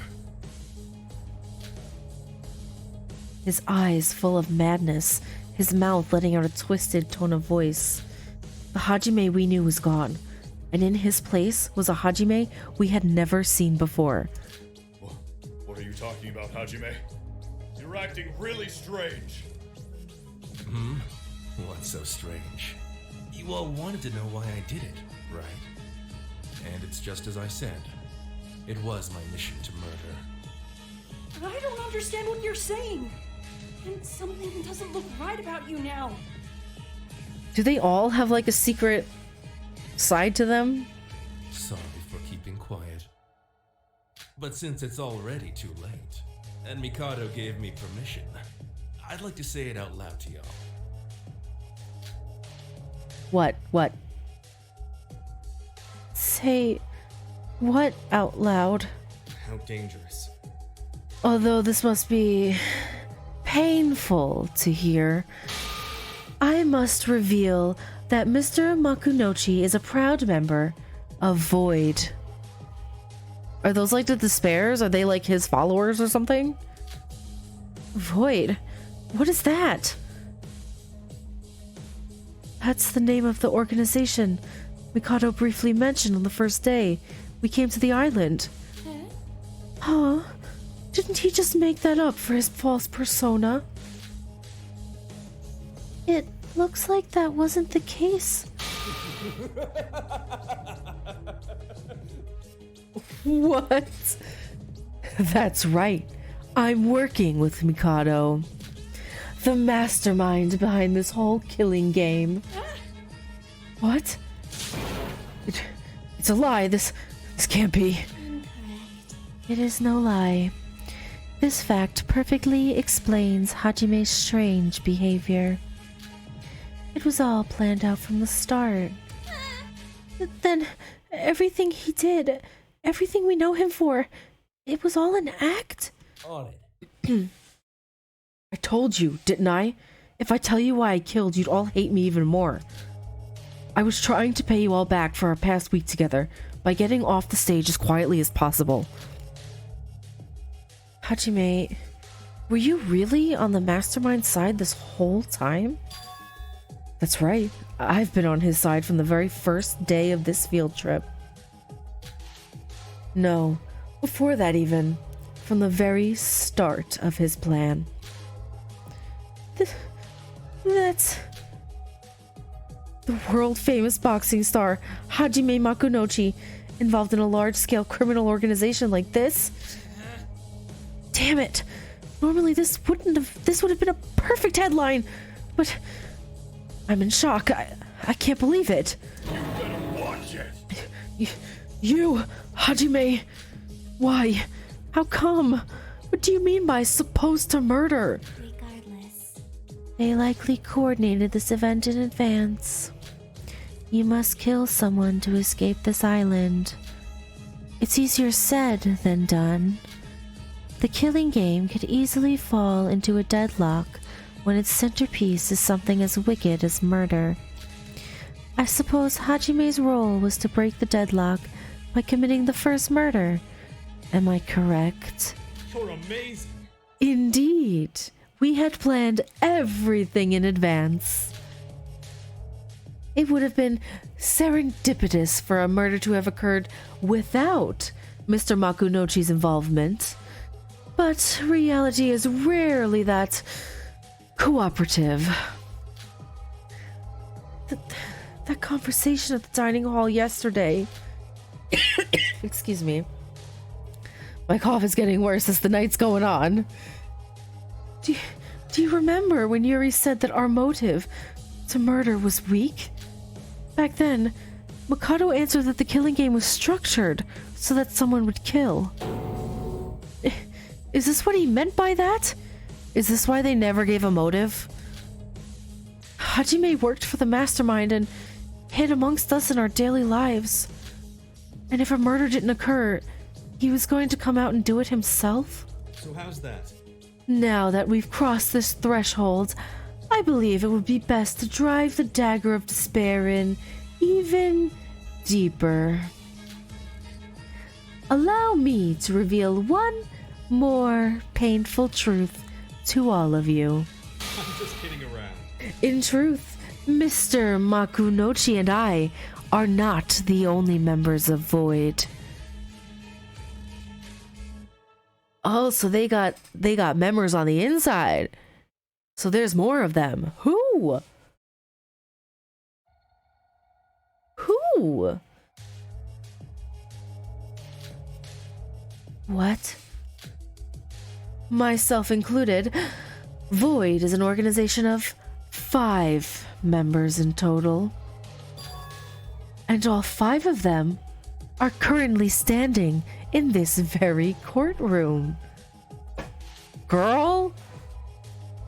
So it's Mikado, Hajime, that's 2, so there's 3 more of them here. Is one Yuki? Or Utsuro? I should call him Utsuro, right? Is one Utsuro? But then who are the other ones? It's definitely not Shinji, let's be real. I don't know. Do you fully grasp the implications of what this means? That means there's more of us besides Hajime that are working for you right now? No way. Who are they? Careful now. Naturally. I cannot say. Oh, and if it wasn't already evident, the late Mr. Kagarin is excluded from all this. It is truly a tragedy. He would have made this school trip so much more interesting had he lived a bit longer. Yeah, well. I had no choice. It was to create conflict of men versus women for the exact reproduction of the case. Wait a second. I was saying how it reminded me a lot of the first game, the first case in the first game, where they divided by the men and women, and now they're doing it again. They're doing similar things to the first game. So I'm wondering, will each killer be a member of this Void? Or not? Will each person who kills be a Void member? Are they trying to wake Utsuro up? Or is he actually Utsuro pretending to be Yuki? The questions keep coming and no answers. Yuri was the only one whose death would have been able to achieve that. He stirred up theories of a woman being the culprit just by being the victim of this case. What? Hajime, don't tell me that's the sole reason you murdered someone. Are you listening, Shinji? My mission was to kill someone. All I had to do was choose who. Of course, I had to prepare the murder and all the tricks by myself as well. It was a load of work and a lot of weight on my shoulders. I tried my best to win, but I guess it was too hard for me to deceive the brain power of 13 people. Not to mention, it would have been a whole other problem had I actually won. You better watch it! You bastard. Huh? Big bro, no violence. Oh no, don't hurt Shinji. No, don't hurt him, he's just a baby.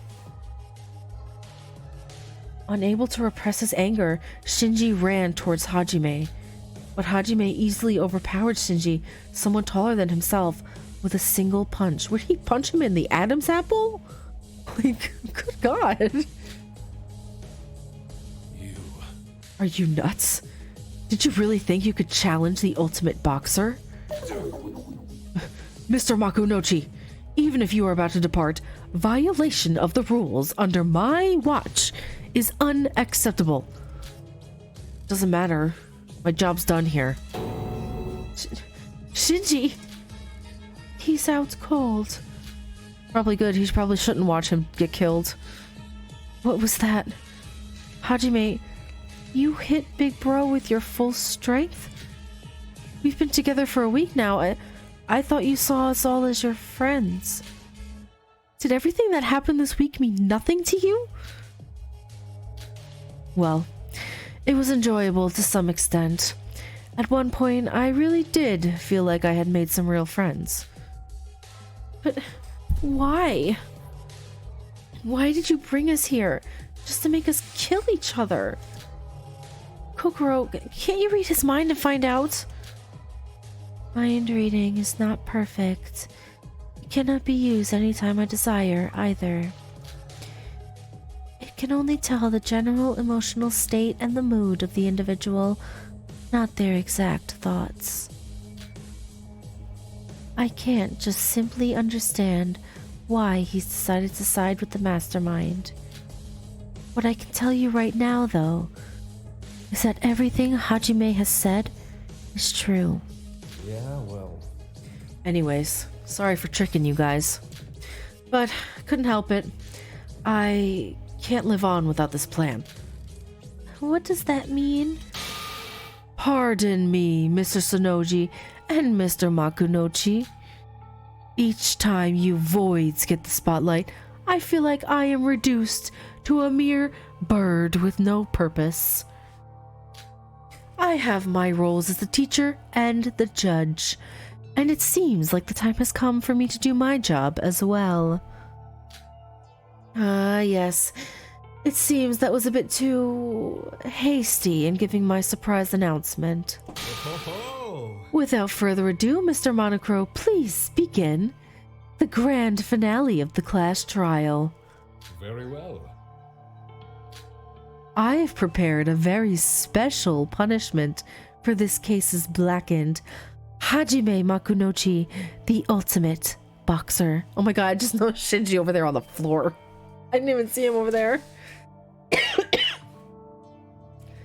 I think that's enough, Mikado. You don't have to go this far. I don't need the punishment, so just tell me the way out and I'll be waiting for you there. Oh, he's about to be betrayed by Mikado, isn't he?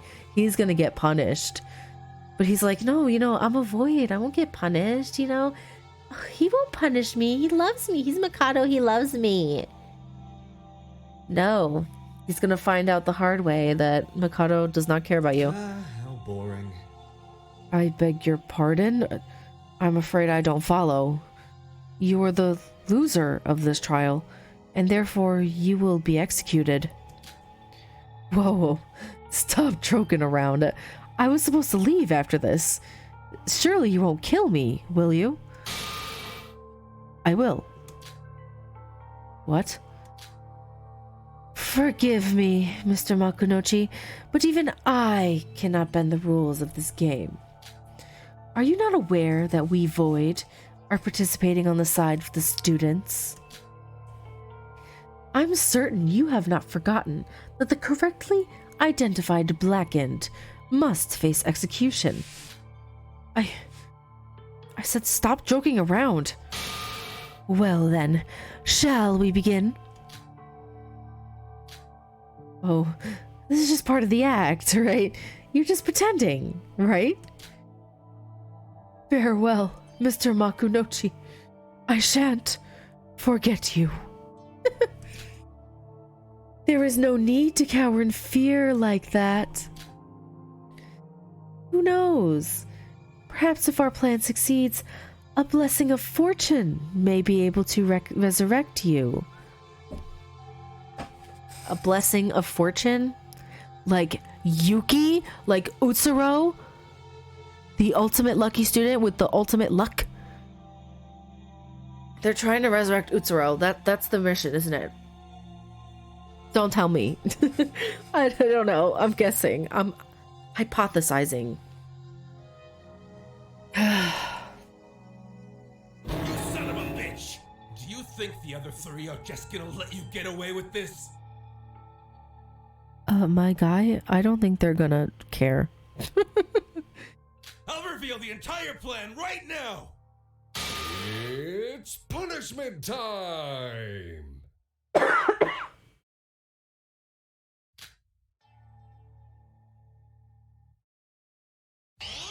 Oh.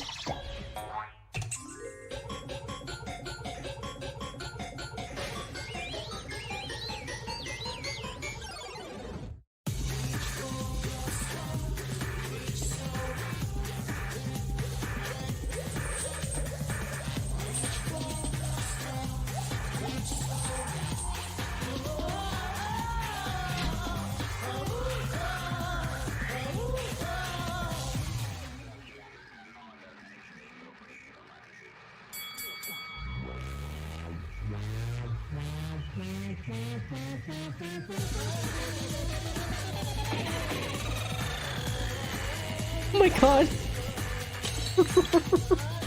I'm sorry, that was hilarious.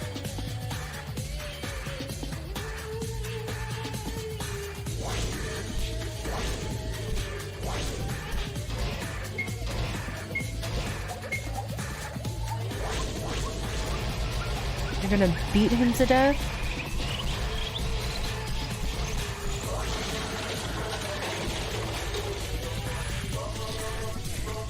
Oh gosh. Oh.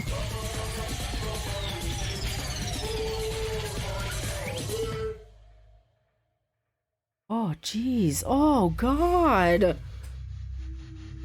Oh, that's awful. Look at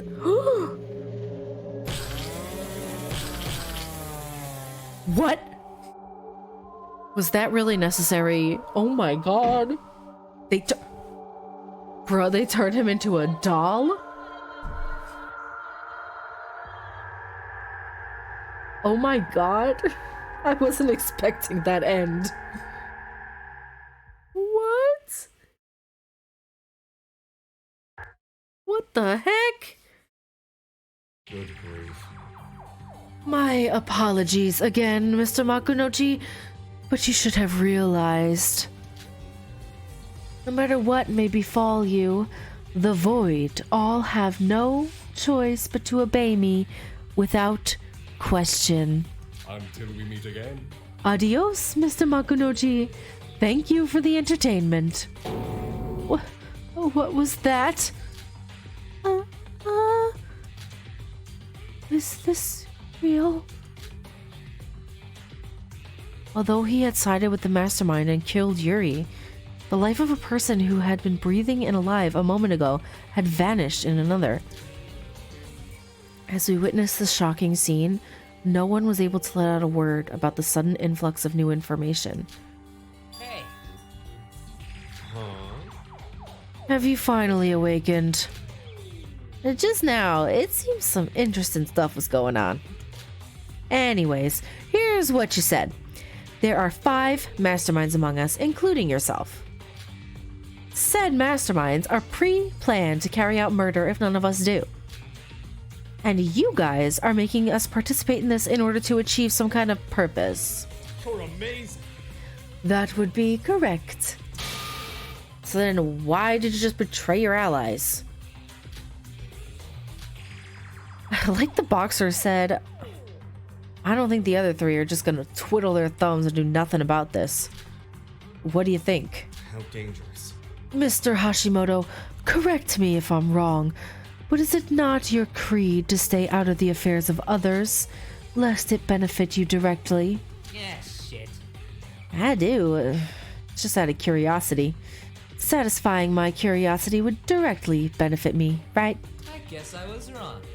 From the moment you revealed yourself as the mastermind on the first day here, I still have yet to figure you out even one bit. I gotta wonder how perfect your plan is for you to be okay with all the ways you're spoiling things. Good grief. Our business is none of your concern. This applies to the remaining 3 members of Void as well. I can understand that you may be confounded by my actions today. So how's that? But as we have reached the conclusion of this trial, I ask that you please think things over carefully in your rooms. Whether this was an act of mere betrayal or a sacrifice for the greater good. Get him out. After finishing his sentence, Mikado disappeared into flames. Aside from Shobai, the rest of us stood still in the class trial room without knowing what to do or how to speak. This is stupid. Is this over? It's about time. I'm heading back. Now then. Everyone, let's head back to the Monocruise. I know this is hard. Even Big Sis herself here is barely standing tall right now. Thing is. But we need to move on. Let's return to the Monocruise. Let's go back and think on this. Oh dear. Right. Shinji's still knocked out cold. We need to take him to the infirmary. Oh, right. Biki, Kana, could you two help me out? Don't touch me. What? Stay away from me! There's 3 voids among us, and they're all working with the mastermind. I can't trust anyone aside from Kanade. Get out of my sight! What are you talking about? What's more important is... Oh, sis, calm down and think about this first. Shut up! What's your problem? How dare you interrupt your older sister when she's talking? Sorry. Please don't be mad at me. Hey. What about you, Kanade? What if both your sisters are members of Void? That's not true. Are you for real? Well, that's easy for you to say. Sorry, but as a journalist, I suspect everything I see. What is it? Wait, then what about you? Do you have any I can't speak. Do you have any evidence that you're not a part of Void? Well... You know, it's also possible to think that you planned together with Hajime to intentionally muddle up the case. The both of you working together as fellow members of Void. So now everyone's gonna get suspicious of each other. What? What did you just say?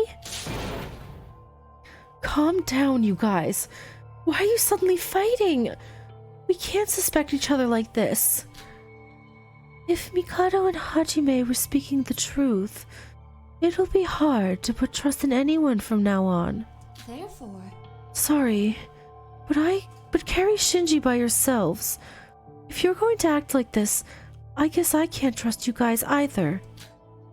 Hey, why is everyone... It's no use, Setsuka.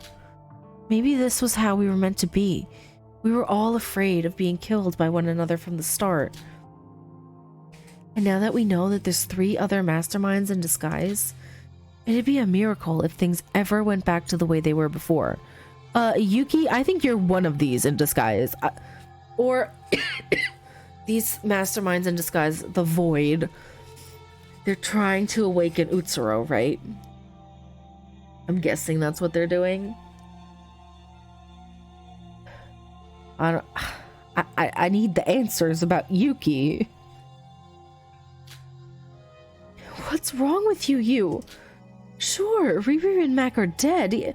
Yes, 3 of us are on the mastermind side. So what? Should we just give up on everything we've built up to this point and start killing each other? Don't you think that's even more ridiculous? Sorry, I may have gone too far. But at least for now, no one's in their right state of mind. If only Big Bro was awake. Everyone's gone crazy. Roha, how about you?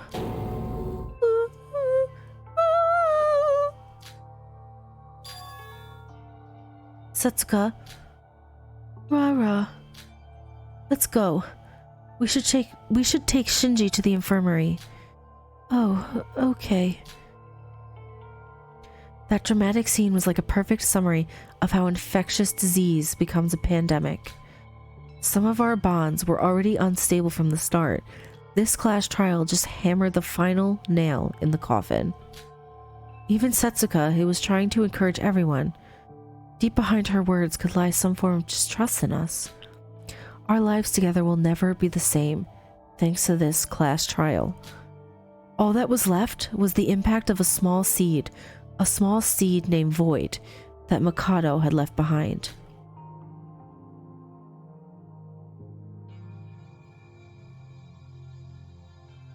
After carrying Shinji to the infirmary with Setsuka, I silently left the monocruise on my own. Some time has passed and nighttime has arrived, but the chaos still remains on the monocruise. A chaos where you can't trust anyone, a chaos where your only ally is yourself. The prevailing distrust that we are currently feeling could easily lead to a murder while I walk along the beach right now. Is there even anything I can do about it? In my current state of affairs, all I can do is just watch as the chaos unfolds. To avoid being lost inside the turmoil, I strolled alongside the night seashore in silence. Who am I? Who am I to have to go through these events at this place?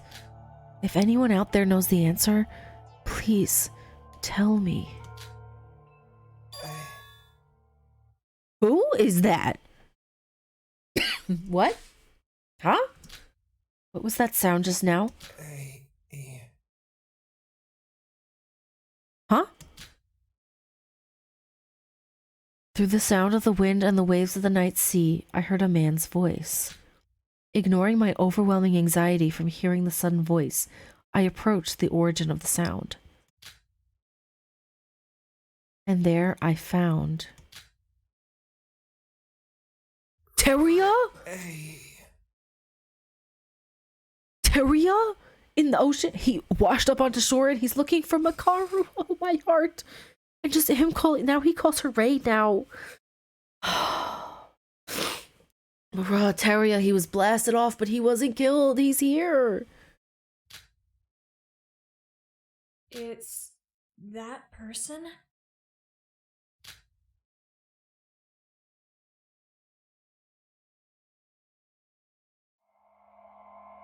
Chapter 1, the wolf smiles quietly in the herd.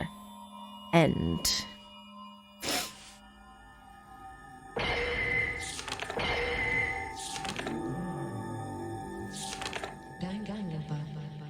They're adding Teria. Look how tall he is, though. Like, how'd he go from being at Makako's belly button to the number of voids? Oh, that's cool.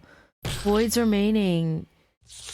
4. Oh, I like this. Who are the other ones? I want to know. Oh, that's so cool.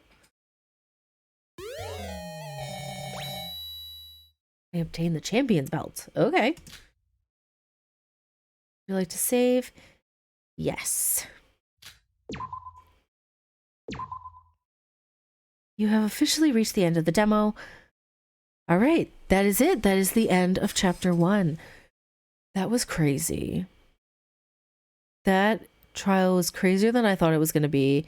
It was harder than I thought it was going to be, especially that closing argument. Oh my goodness. But like, I like that there are others who are like Mikado. Like, there are other masterminds in there. And like, I like that now we can slowly reveal them. I wonder if each of the ones, chapters 2, 3, 4, will be voids, will reveal who they are. But then again, then what it might end up being, like, there might end up being a murder that's not committed by one of the voids, right? So yeah, that was crazy. And then Teruya came back.